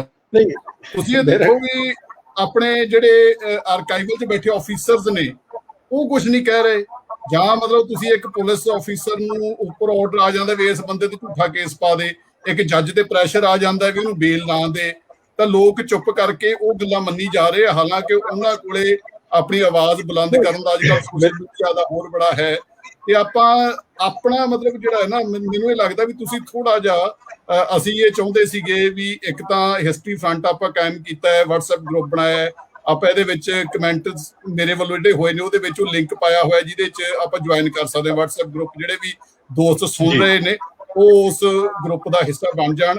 ਬਟ ਇਸ ਤੋਂ ਅੱਗੇ ਇਹ ਜਿਹੜੇ ਇਕੱਲੇ ਲੈਕਚਰ ਸੀਰੀਜ਼ ਚਲਾਉਣ ਤੇ WhatsApp ਗਰੁੱਪ ਚਲਾਉਣ ਤੋਂ ਅੱਗੇ ਆਪਾਂ ਹੋਰ ਕੀ ਕੁਛ ਇਹਦੇ ਲਈ ਕਰ ਸਕਦੇ ਹਾਂ, ਇਹਦੇ ਬਾਰੇ ਥੋੜਾ ਜਿਹਾ ਗਾਈਡਲਾਈਨ ਤੁਸੀਂ ਵੀ, ਕਿਉਂਕਿ ਤੁਹਾਡਾ ਤਜਰਬਾ ਕਾਫੀ ਹੈ ਸਟਰਗਲਸ ਦਾ, ਉਹ ਤੁਸੀਂ ਸਾਨੂੰ ਦੱਸੋ। ਇਹਦੇ ਲਈ ਮੈਂ ਤੁਹਾਨੂੰ ਮੈਂ ਸਮਝਦਾ ਕਿ ਜਿਹੜਾ ਮੂਲ ਪ੍ਰੋਬਲਮ ਹੈ ਉਹਨੂੰ ਮਤਲਬ ਕਿਸਾਨ ਮੂਵਮੈਂਟ ਨੇ ਇੱਕ ਚੀਜ਼ ਨੂੰ ਤੇ ਫੋਕਸ ਕੀਤਾ ਹੈ ਕਿ ਪਿੰਡ ਜਿਹੜਾ ਹੈ ਉਹ ਕੇਂਦਰ, ਅੱਜ ਤੁਸੀਂ ਜਿਹੜਾ ਸ਼ਹਿਰ ਦਾ ਕੇਂਦਰ ਹੈ, ਸ਼ਹਿਰ ਵਿੱਚ ਭਰਵਾਂ, ਔਰ ਉਹਦੇ ਵਿੱਚ ਵੀ ਮਤਲਬ ਜਿਹੜਾ ਹਾਲਤ ਮਤਲਬ ਹੋ ਰਹੀ ਹੈ, ਜਿਹੜੀਆਂ ਆਪਣੀ ਨੌਕਰੀ ਪੇਸ਼ਾ ਲੋਕ ਨੇ ਉਹਨਾਂ ਤੋਂ ਹਮੇਸ਼ਾ ਡਰ ਵਿੱਚ ਰਹੇ ਨੇ ਉਹਨਾਂ ਵਿੱਚੋਂ। ਔਰ ਉਹਦਾ ਡਰ ਹੋਰ ਬਣ ਰਿਹਾ ਕਿ ਤੁਸੀਂ ਯੂਨੀਵਰਸਿਟੀਆਂ 'ਚ ਗੱਲ ਨਹੀਂ ਕਰਨ ਦੇਣਾ ਚਾਹੁੰਦੇ ਤੁਸੀਂ। ਮਤਲਬ ਮੈਂ ਈਵਨ PAU ਵਾਲਿਆਂ ਨੂੰ ਕਿਹਾ ਸੀ, ਮੈਂ ਕਿਹਾ ਵੀ ਉਹਦੇ 'ਚ ਇੱਕ ਹੈ ਕਿ ਆਪਾਂ ਇੱਕ ਥਿੰਕ ਟੈਂਕ ਬਣਾਈਏ ਕਿ ਇੱਕ ਸਾਂਝੀ ਸੋਚ ਨੂੰ ਪ੍ਰੈਜ਼ੈਂਟ ਕਰਨਾ, ਮਤਲਬ ਜਿਹੜੀ ਸਾਡੀ ਵਿਅਕਤੀਵਾਦਤਾ ਹੈ ਨਾ ਉਹਨੂੰ ਅੱਜ ਛੱਡੀਏ ਸਕਾਲਰਸ ਨੂੰ। ਕਿਉਂਕਿ ਜਦੋਂ ਅਸੀਂ ਵਿਅਕਤੀਵਾਦ ਹੁੰਦੇ ਫਿਰ ਥੋੜਾ ਡਰ, ਜਾਂ ਤਾਂ ਫਿਰ ਤੁਸੀਂ ਬਿਲਕੁਲ ਨਿਡਰ ਹੋ ਕੇ ਕਰਦੇ ਹੋ, ਫਿਰ ਉਹਨਾਂ ਨੇ ਦਿਖਾਲਤਾ ਕਿ ਅਸੀਂ ਤੁਹਾਨੂੰ ਬਗੈਰ ਮੁਕੱਦਮੇ ਦੇ 4-4 ਸਾਲ ਜੇਲ੍ਹ 'ਚ ਮਤਲਬ ਸੁੱਟ ਛੱਡਾਂਗੇ। ਮਤਲਬ ਉਸ ਕਰਕੇ ਜਿਹੜਾ ਥਿੰਕ ਟੈਂਕ ਬਣਾਉਣਾ, ਮਤਲਬ ਇਹਦੇ ਉੱਤੇ ਇੱਕ ਤੇ ਹੈ ਕਿ ਉਹਦੇ ਤੇ ਫਿਰ ਆਪਾਂ ਜੁਆਇੰਟਲੀ ਲੈਟ ਇਟ ਬੀ, ਮਤਲਬ ਉਹਦਾ ਕੋਈ ਉਹ ਥਿੰਕ ਟੈਂਕ ਆਪਣੇ ਆਪ ਵਿੱਚ ਹੀ ਇੱਕ ਕੋਲੈਕਟਿਵ ਮਤਲਬ ਚੀਜ਼ ਹੈਗੀ, ਜਿਹੜੀ ਕੋਲੈਕਟਿਵਿਜ਼ਮ ਥਿੰਕਿੰਗ ਦੀ ਕਿਸਾਨ ਮੂਵਮੈਂਟ ਨੇ ਦਿੱਤੀ ਹੈ, ਉਹਨੂੰ ਆਪਾਂ ਕਿਵੇਂ ਕਰ ਸਕਦੇ ਹਾਂ। ਮੈਂ ਯੂਨੀਵਰਸਿਟੀ ਵਾਲੇ ਵੀ ਕਹਿ ਰਹੇ, ਮੈਂ ਕਿਹਾ ਤੁਸੀਂ ਯੂਨੀਵਰਸਿਟੀ 'ਚ ਬਹਿ ਕੇ ਤੁਹਾਨੂੰ ਦਿਸ ਰਿਹਾ ਸਾਰਾ ਕੁਝ, ਲੇਕਿਨ ਤੁਸੀਂ ਉਸ ਮਹਾਭਾਰਤ ਦੀ ਰਾਣੀ ਵਾਂਗ ਹੋ ਜਿਹੜੀ ਅੱਖਾਂ ਤੇ ਪੱਟੀ ਬੰਨੀ ਹੋਈ ਹੈ, ਕਿਉਂਕਿ ਰਾਜਾ ਤੇ ਅੰਨਾ ਹੈਗਾ ਹੀ ਹੈ। ਮਹਾਭਾਰਤ ਪੂਰੀ ਕੰਪਲੀਟ ਹੈ, ਲੇਕਿਨ ਮਤਲਬ ਤੁਸੀਂ ਪੱਟੀ ਲਾ ਸਕਦੇ ਹੋ ਜੇ ਤੁਸੀਂ ਥਿੰਕ ਟੈਂਕ ਵਿੱਚ ਆ ਜਾਓ। ਉੱਥੇ ਆਪਾਂ ਬਹਿ ਕੇ ਮਤਲਬ ਬੇਖੌਫ ਹੋ ਕੇ ਆਪਸ ਵਿੱਚ ਗੱਲ ਕਰੀਏ, ਔਰ ਫਿਰ ਉਹਦਾ ਇੱਕ ਆਪਾਂ ਨਿਚੋੜ ਕੇ ਵੀ ਅਸੀਂ ਮਤਲਬ ਬਹੁਤ ਸਾਰਿਆਂ ਲੋਕਾਂ ਨੇ ਜੁੜ ਕੇ ਆਹ ਗੱਲ ਕੀਤੀ, ਇਹਦੀ ਪ੍ਰੋਬਲਮ ਦਾ ਹੱਲ ਆ ਜੀ। ਤੋ ਉਹ ਜਿਹੜੀ ਮੂਵਮੈਂਟ ਹੈ, ਔਰ ਇਸੇ ਤਰ੍ਹਾਂ ਹੀ ਮਤਲਬ ਕਿਸਾਨ ਮੂਵਮੈਂਟ ਦਾ ਵੀ ਜੇ ਉੱਧਰ ਦੇਖਿਆ ਜਾਵੇ ਤੇ ਪਿੰਡ ਦਾ, ਔਰ ਪਿੰਡ ਵਿੱਚ ਦੋ ਚੀਜ਼ਾਂ ਨੂੰ ਬਹੁਤ ਹੀ ਸੌਖੀ ਤਰ੍ਹਾਂ ਐਡਰੈਸ ਕੀਤਾ ਜਾ ਸਕਦਾ। ਅੱਜ ਮਤਲਬ ਪੰਜਾਬ ਵਿੱਚ ਇਹ ਵੀ ਯੂਨੀਕ ਹੈ ਕਿ ਲੋਕ ਪ੍ਰਾਈਵੇਟ ਸਕੂਲ ਛੱਡ ਕੇ ਗਵਰਨਮੈਂਟ ਸਕੂਲ 'ਚ ਆ ਰਹੇ ਨੇ, ਲੇਕਿਨ ਗਵਰਨਮੈਂਟ ਸਕੂਲ ਹੁਣ ਸਰਕਾਰ ਦਾ ਨਹੀਂ ਹੈ, ਉਹ ਲੋਕਾਂ ਦਾ ਸਕੂਲ ਕਿਵੇਂ ਬਣੇ। ਜਿਹੜਾ ਪਿੰਡ ਵਿੱਚ ਹੁਣ ਆ ਕਰੋਨਾ ਕਰਕੇ ਬੱਚੇ ਫਸੇ ਹੋਏ ਨੇ, ਤੇ ਮੈਂ ਉਹਨਾਂ ਕਹਿੰਦਾ ਕਿ ਤੁਸੀਂ ਆਪਣੇ ਆਲੇ ਦੁਆਲੇ ਦੇ ਬੱਚਿਆਂ ਨਾਲ ਘੰਟਾ ਹੀ ਲਾ ਲਓ, ਤੇ ਤੁਸੀਂ ਉਹਨਾਂ ਨੂੰ ਜਿਹੜਾ ਅੱਜ ਬੱਚੇ ਦੀ ਪੜ੍ਹਨ ਦੀ ਲੋੜ ਹੈ ਉਹਨੂੰ ਤੁਸੀਂ ਸਾਲ ਅੱਗੇ ਪਾ ਦਿਓਗੇ ਤੇ ਉਹ ਉਦੋਂ ਹੀ ਖੁੰਡਾ ਹੋ ਜਾਏਗਾ। ਆਪਣੇ ਬਹੁਤ ਸਾਰੇ ਜਿਹੜੇ ਆਪਾਂ ਪਿੰਡ ਦੇ ਦੇਖਦੇ ਆ ਬੱਚੇ, ਜਿਹੜਾ ਖੁੰਝ ਗਿਆ ਇੱਕ ਵਾਰੀ, ਉਹ ਮੁੜ ਕੇ ਫਿਰ ਵਾਪਸ ਨਹੀਂ ਮੁੜਦਾ। ਤੋ ਐਜੂਕੇਸ਼ਨ ਦਾ ਪ੍ਰੋਸੈਸ ਜਿਹੜਾ ਹੈ ਉਹਨੂੰ ਆਪਾਂ ਕਿਵੇਂ ਮਤਲਬ ਉਹਨੂੰ ਇੱਕ ਮੂਵਮੈਂਟ ਦੇ ਤੌਰ ਤੇ ਬਣਾਈਏ। ਦੂਜਾ nutrition the, health is nutrition based. ਬਿਲਕੁਲ। ਔਰ ਨਿਊਟ੍ਰੀਸ਼ਨ ਬਹੁਤ ਸੌਖੀ ਹੈ, ਅਸੀਂ ਤੇ ਨਿਊਟ੍ਰੀਸ਼ਨ ਪੈਦਾ ਕਰਦੇ ਹਾਂ, ਲੇਕਿਨ ਉਹ ਸਾਡੀ ਪੈਦਾਵਾਰੀ 'ਚ ਜਿਹੜੀ ਗੜਬੜ ਕੀਤੀ ਗਈ ਹੈ ਉਹਦੇ ਤੋਂ ਕਿਵੇਂ ਨਿਕਲਣਾ। ਜਿੱਦਾਂ ਹੁਣ ਤੁਸੀਂ ਦੇਖੋ ਨਾ, ਬੜਾ ਸ਼ੈਤਾਨੀ ਹੈ ਕਿਸਾਨੀ ਮੂਵਮੈਂਟ ਨੂੰ ਇਹ ਕਹਿ ਕੇ ਕਿ ਦੇਖੋ ਜੀ ਜਿਹੜਾ ਅਸੀਂ ਕਰਨਾ ਚਾਹੁੰਦੇ ਕਰਾ ਲਿਆ ਨਾ, ਮਤਲਬ ਅਸੀਂ ਸਿੱਧਾ ਪੈਸਾ ਜਿਹੜਾ ਉਹ ਜੱਟਾਂ ਦੇ ਅਕਾਊਂਟ 'ਚ ਦਿੱਤਾ ਪ੍ਰੋਕਿਉਰਮੈਂਟ। ਔਰ ਉਹ ਸੈਕਟਰੀ ਦਾ ਬਿਆਨ ਸੀ ਵੀ ਦੇਖੋ ਕਈ ਵਾਰੀ ਬਹੁਤ ਮੁਸ਼ਕਲ ਚੀਜ਼ਾਂ ਜਿਹੜੀਆਂ ਬੜੀ ਸੌਖੀ ਤਰੀਕਾ ਹੋ ਜਾਂਦੀਆਂ, ਉਹ ਆਪਣਾ ਚੂਹਾ ਚਾਲ ਚੱਲੀ ਜਾ ਰਹੇ ਨੇ, ਸਾਡੇ ਕੋਲ ਉਹਦਾ ਆਲਟਰਨੇਟਿਵ ਹੈ ਨਹੀਂ। ਤੋ ਇਸੇ ਤਰ੍ਹਾਂ ਜਿਹੜਾ ਹਿਸਟਰੀ ਸਾਇੰਸ ਮਤਲਬ ਇਹਦੇ ਉੱਤੇ ਵੀ ਜਿੱਦਾਂ ਮੈਂ ਕਹਿੰਦਾ ਕਿ ਅਸੀਂ ਦੁਬਾਰਾ, ਤੁਸੀਂ ਇੱਕ ਬਹੁਤ ਇੰਟਰਸਟਿੰਗ ਹਿਸਟਰੀ ਦੇ ਪੁਆਇੰਟ ਆਫ ਵਿਊ ਤੋਂ ਮੈਨੂੰ ਲੱਗਾ, ਮੈਂ ਉੱਤੇ ਇੱਕ ਪੇਪਰ ਵੀ ਪਿੱਛੇ ਲਿਖਿਆ ਪਾਕਿਸਤਾਨ ਲਈ, ਵੀ ਲਾਹੌਰ ਜਿਹੜਾ ਹੈ ਉਹ ਸਾਇੰਟੀਫਿਕ ਥਾਟ ਦਾ ਇੱਕ ਕੇਂਦਰ ਸੀ ਔਰ ਕੈਲਕਟਾ ਦੂਜਾ ਕੇਂਦਰ ਸੀ। ਉਹ ਜਿਹੜਾ ਹਿਸਟਰੀ ਆਫ ਸਾਇੰਸ ਹੈ, ਪੀਪਲਸ ਹਿਸਟਰੀ ਆਫ ਸਾਇੰਸ, ਔਰ ਪਤਾ ਹੈ ਕਿ 4 ਨੋਬਲ ਪ੍ਰਾਈਜ਼ ਵਿਨਰ ਜਿਹੜੇ ਨੇ ਉਹ ਲਾਹੌਰ ਚੋਂ ਪੈਦਾ ਹੋਏ ਨੇ, ਔਰ 6 ਨੋਬਲ ਪ੍ਰਾਈਜ਼ ਵਿਨਰ ਜਿਹੜੇ ਨੇ ਉਹ ਕੈਲਕਟਾ ਚੋਂ ਪੈਦਾ ਹੋਏ ਨੇ। ਨੋਬਲ ਪ੍ਰਾਈਜ਼ ਅਸੀਂ ਲਾਸਟ ਸਮਝਦੇ ਆ ਕਿ ਬੜੀ ਓਰੀਜਨਲ ਥਿੰਕਿੰਗ, ਲੇਕਿਨ ਉਸ ਤੋਂ ਵੱਧ ਸੈਂਕੜਿਆਂ ਦੀ। ਔਰ ਭਗਤ ਸਿੰਘ ਸਾਇੰਟੀਫਿਕ ਇਸ ਕਰਕੇ ਹੋ ਸਕਿਆ ਕਿ ਰੁਚੀ ਰਾਮ ਸਾਹਨੀ ਹੋਣੀ ਨੇ 500 ਲੈਕਚਰ ਜਿਹੜੇ ਨੇ ਉਹ ਟਿਕਟ ਦੇ ਉੱਤੇ ਉਹਨਾਂ ਨੇ ਲੋਕਾਂ ਨੂੰ ਸਾਇੰਸ ਦੇ ਦਿੱਤੇ ਜੀ। ਤੇ ਉਹ ਮਤਲਬ ਭਗਤ ਸਿੰਘ ਉਹ ਹਵਾ 'ਚ ਆ ਜਾਂਦੀ ਤੁਹਾਡੀ, ਉਹ ਇੱਕ ਮਤਲਬ ਨਰੇਸ਼ਨ 'ਚ ਆ ਜਾਂਦੀ ਹੈ। ਜੇ ਆਪਾਂ ਉਹ ਨਰੇਸ਼ਨ ਕ੍ਰੀਏਟ ਕਰਨਾ ਚਾਹੁੰਦੇ ਹਾਂ ਤਾਂ ਵੀ ਹੈਵ ਟੂ ਮਤਲਬ ਉਸ ਚੀਜ਼ ਨੂੰ ਜਿਹੜੀ ਸਾਡੇ ਆਪਣੇ ਸੱਭਿਆਚਾਰ ਦਾ ਹਿੱਸਾ ਰਹੀ ਹੈ। ਔਰ ਕੈਲਕਟਾ 'ਚ ਕਿੱਥੋਂ ਗੱਲ ਸ਼ੁਰੂ ਹੋਈ ਸੀਗੀ ਉਹ ਵੀ ਬੜਾ ਇੰਟਰਸਟਿੰਗ ਹੈ। CV ਰਮਨ ਮਤਲਬ ਉੱਥੋਂ ਨੋਬਲ ਪ੍ਰਾਈਜ਼ ਵਿਨਰ ਕੈਲਕਟਾ ਦਾ, ਉਹ ਦੱਖਣ ਦਾ ਨਹੀਂ ਹੈ। ਉਹ ਉੱਥੇ ਜਗਦੀਸ਼ ਚੰਦਰ ਬੋਸ ਨੇ ਨਵੀਂ ਤਰ੍ਹਾਂ ਦੀ ਸੋਚ ਪੈਦਾ ਕੀਤੀ ਔਰ ਉਹਨੇ ਕਿਹਾ ਕਿ ਵੀ ਪੇਟੈਂਟਿੰਗ ਬੰਦ ਕਰੋ। ਮੈਂ ਬਾਅਦ ਵਿੱਚ ਲੱਭਿਆ ਕਿ ਮੈਂ ਅਣਭੋਲ ਤੌਰ ਤੇ ਮਤਲਬ ਉਹਦੀ ਵਿਚਾਰਧਾਰਾ ਨੂੰ ਅਪਣਾ ਲਿਆ। ਪਰ ਉਹ ਹੈ ਕਿ ਵੀ ਜਿਹੜਾ ਤੁਸੀਂ ਕਹਿ ਰਹੇ ਹੋ ਨਾ, ਇਹ ਆਪਣੇ ਵਾਸਤੇ ਸਵਾਲ ਅੱਜ ਇਹ ਹੈ ਕਿ ਆਪਾਂ ਜਿਹੜੇ ਸੋਚਣ ਵਾਲੇ ਲੋਕ ਨੇ ਉਹ ਘੱਟੋ ਘੱਟ ਇਕੱਠੇ ਸਿਰ ਲਾ ਜੋੜ ਕੇ ਤੇ ਸੋਚਣ। ਹਾਂਜੀ ਹਾਂਜੀ, ਨਹੀਂ ਆਪਣਾ ਘੱਟੋ ਘੱਟ ਜਿਹੜਾ ਫੀਅਰ ਹੈ ਸਰਕਾਰ ਦਾ, ਦੇਖੋ ਫੀਅਰ ਖਤਮ ਹੋ ਜਾਏਗਾ, ਉਹ ਖਤਮ ਹੋਣਾ ਚਾਹੀਦਾ। ਨਹੀਂ ਆਪਾਂ ਬੜੀ ਇੰਟਰਸਟਿੰਗ ਮਤਲਬ ਬਚਪਨ 'ਚ ਤੁਸੀਂ ਵੀ ਸ਼ਾਇਦ ਗੇਮ ਕਦੀ ਖੇਡੀ ਹੋਵੇ, ਇੱਕ ਹੁੰਦੀ ਸੀ ਲੀਡਰ ਲੱਭੋ। ਕਦੀ ਦੇਖੀ ਉਹ ਮਤਲਬ ਇੱਕ ਗਰੁੱਪ ਹੈ, 2 ਗਰੁੱਪ ਨੇ, ਇੱਕ ਗਰੁੱਪ 'ਚ ਇੱਕ ਬੰਦਾ ਕਿਤੇ ਲੀਡਰ ਵਿੱਚ ਹੈ, ਉਹ ਇਸ਼ਾਰਾ ਕਰਦਾ ਤੇ ਉਹ ਬਿਸਲਾਂ ਵਜਾਉਣ ਲੱਗ ਪੈਂਦੇ ਨੇ, ਉਹ ਇਸ਼ਾਰਾ ਕਰਦਾ ਤਾੜੀਆਂ ਮਾਰਨ ਲੱਗ ਪੈਂਦੇ ਨੇ, ਤੇ ਦੂਜੇ ਗਰੁੱਪ ਨੇ ਲੱਭਣਾ ਹੁੰਦਾ ਵੀ ਤੁਸੀਂ ਉਹ ਲੀਡਰ ਲੱਭੋ। ਤਾਂ ਮੈਂ ਸਮਝਦਾ ਕਿ ਉਹ ਜੀਵਨ ਜਾਂਚ ਸੀ ਸਾਡੀ ਉਸ ਗੇਮ 'ਚ। ਅੱਜ ਅਸੀਂ ਆਪਣੀ ਵਿਅਕਤੀਵਾਦਤਾ ਛੱਡ ਕੇ ਅਸੀਂ ਇੱਕ ਸਾਂਝੀ ਮਤਲਬ ਜਿਹੜੀ ਸੋਚ ਹੈ ਔਰ ਜਿਹੜੇ ਅਸੀਂ ਕੰਸਰਨਡ ਹੈਗੇ, ਔਰ ਉਹ ਸੋਚ ਤੁਹਾਡੀ ਦੂਰ ਤੱਕ ਜਾਏਗੀ। ਜਿੱਦਾਂ ਇਹ ਵੀ, ਕਿਉਂਕਿ ਤੁਹਾਡਾ ਪੂਰਾ ਜਿਹੜਾ ਸਿਸਟਮ ਹੈ ਉਹ ਵਿਅਕਤੀਵਾਦਤਾ ਪੈਦਾ ਕਰਦਾ ਹੈ, ਕਿਤੇ ਅਸੀਂ ਵੀ ਉਹਦੇ ਭਾਰੂ, ਉਹ ਸਾਡੇ ਤੇ ਵੀ ਭਾਰੂ ਹੋ ਜਾਂਦਾ ਜੀ। ਲੇਕਿਨ ਸਾਂਝੇ ਤੌਰ ਤੇ, ਔਰ ਉਹ ਸਾਂਝ ਜਿਹੜੀ ਹੈ ਤੁਹਾਨੂੰ ਇਤਿਹਾਸ ਵਿੱਚ ਵੀ ਮਿਲੇਗੀ। ਸਾਡੀਆਂ ਉਹ ਮੂਵਮੈਂਟ ਜਿਹੜੀਆਂ ਜ਼ਿਆਦਾ ਕਾਮਯਾਬ ਹੋਈਆਂ ਨੇ ਉਹਦੇ ਚੋਂ ਆਇਆ ਸੀ, ਉਹ ਚੋਂ ਇੰਡੀਵਿਜੂਅਲ ਲੱਭ ਲੈਂਦੇ ਜੀ। ਭਗਤ ਸਿੰਘ ਐਜ਼ ਇੰਡੀਵਿਜੂਅਲ ਨਹੀਂ ਹੈ, ਭਗਤ ਸਿੰਘ ਦੇ ਵਿੱਚ ਕੰਟਰੀਬਿਊਸ਼ਨ ਔਰ ਉਹ ਕਿੱਦਾਂ ਇਹ ਕਿਤਾਬਾਂ, ਜਿੱਦਾਂ ਅੱਜ ਬਹੁਤ ਇੰਟਰਸਟਿੰਗ ਮਤਲਬ ਹੈ ਕਿ ਕਰਤਾਰ ਸਿੰਘ ਸਰਾਭਾ ਦੀ ਜਿਹੜੀ ਪੁਲਿਸ ਰਿਪੋਰਟ ਹੈ ਉਹ ਕਹਿੰਦੀ ਹੈ ਕਿ ਉਹਦੇ ਕੋਲ ਇੱਕ ਕਿਤਾਬ ਦੇਖੀ ਗਈ, ਜਿਹੜੀ ਕਿਤਾਬ ਆਇਰਿਸ਼ ਲੋਕਾਂ ਦੀ ਸੀਗੀ, ਦ ਸਪੀਚਸ ਫਰੋਮ ਦ ਡੌਕ, ਜਿਹੜੇ ਉਹਨਾਂ ਦੇ ਲੋਕਾਂ ਨੇ ਫਾਂਸੀ ਘਰ ਦੇ ਉੱਤੇ ਖੜੇ ਹੋ ਕੇ ਸਪੀਚਾਂ ਦਿੱਤੀਆਂ। ਮੈਂ ਕਿਹਾ ਅਸੀਂ ਕਦੀ ਇਹ ਨਹੀਂ ਦੇਖਿਆ। ਤੋ ਉਹ ਜਿਹੜਾ ਤੁਹਾਡਾ ਮੇਨ ਸਵਾਲ ਹੈ ਕਿ ਵੀ ਆਪਾਂ, ਮੇਰਾ ਉਹਦੇ ਉੱਤੇ ਬੜਾ ਯਕੀਨ ਹੈ ਕਿ ਵੀ ਮਤਲਬ ਸਾਂਝੇ ਤੌਰ ਤੇ ਫਿਰ ਆਪਾਂ ਉਹਨੂੰ ਬਕਾਇਦਾ ਸਾਇੰਟੀਫਿਕਲੀ ਡਾਇਲੀਨੇਟ ਕਰਕੇ ਕਿ ਕਿਸ ਸਵਾਲ ਤੇ ਮਤਲਬ ਕਿੱਦਾਂ ਕਰਨਾ ਹੈ, ਔਰ ਉਹਦੇ ਤੇ ਜਿੱਦਾਂ ਹੁਣ ਬਹੁਤ ਸਾਰਾ ਜੁਆਇੰਟ ਸਟੇਟਮੈਂਟ ਆਉਂਦੀਆਂ ਨੇ, ਪਰ ਮੈਂ ਸਮਝਦਾ ਕਿ ਅਗਰ ਆਪਾਂ ਮਤਲਬ ਹੈਰੀਟੇਜ ਥਿੰਕ ਟੈਂਕ ਬਣਾਈਏ ਜੀ, ਜਿਹੜਾ ਹੋਰ ਵੀ ਬਹੁਤ ਸਾਰੇ ਖਤਰੇ ਹੋ ਰਹੇ ਨੇ ਹੈਰੀਟੇਜ ਨੂੰ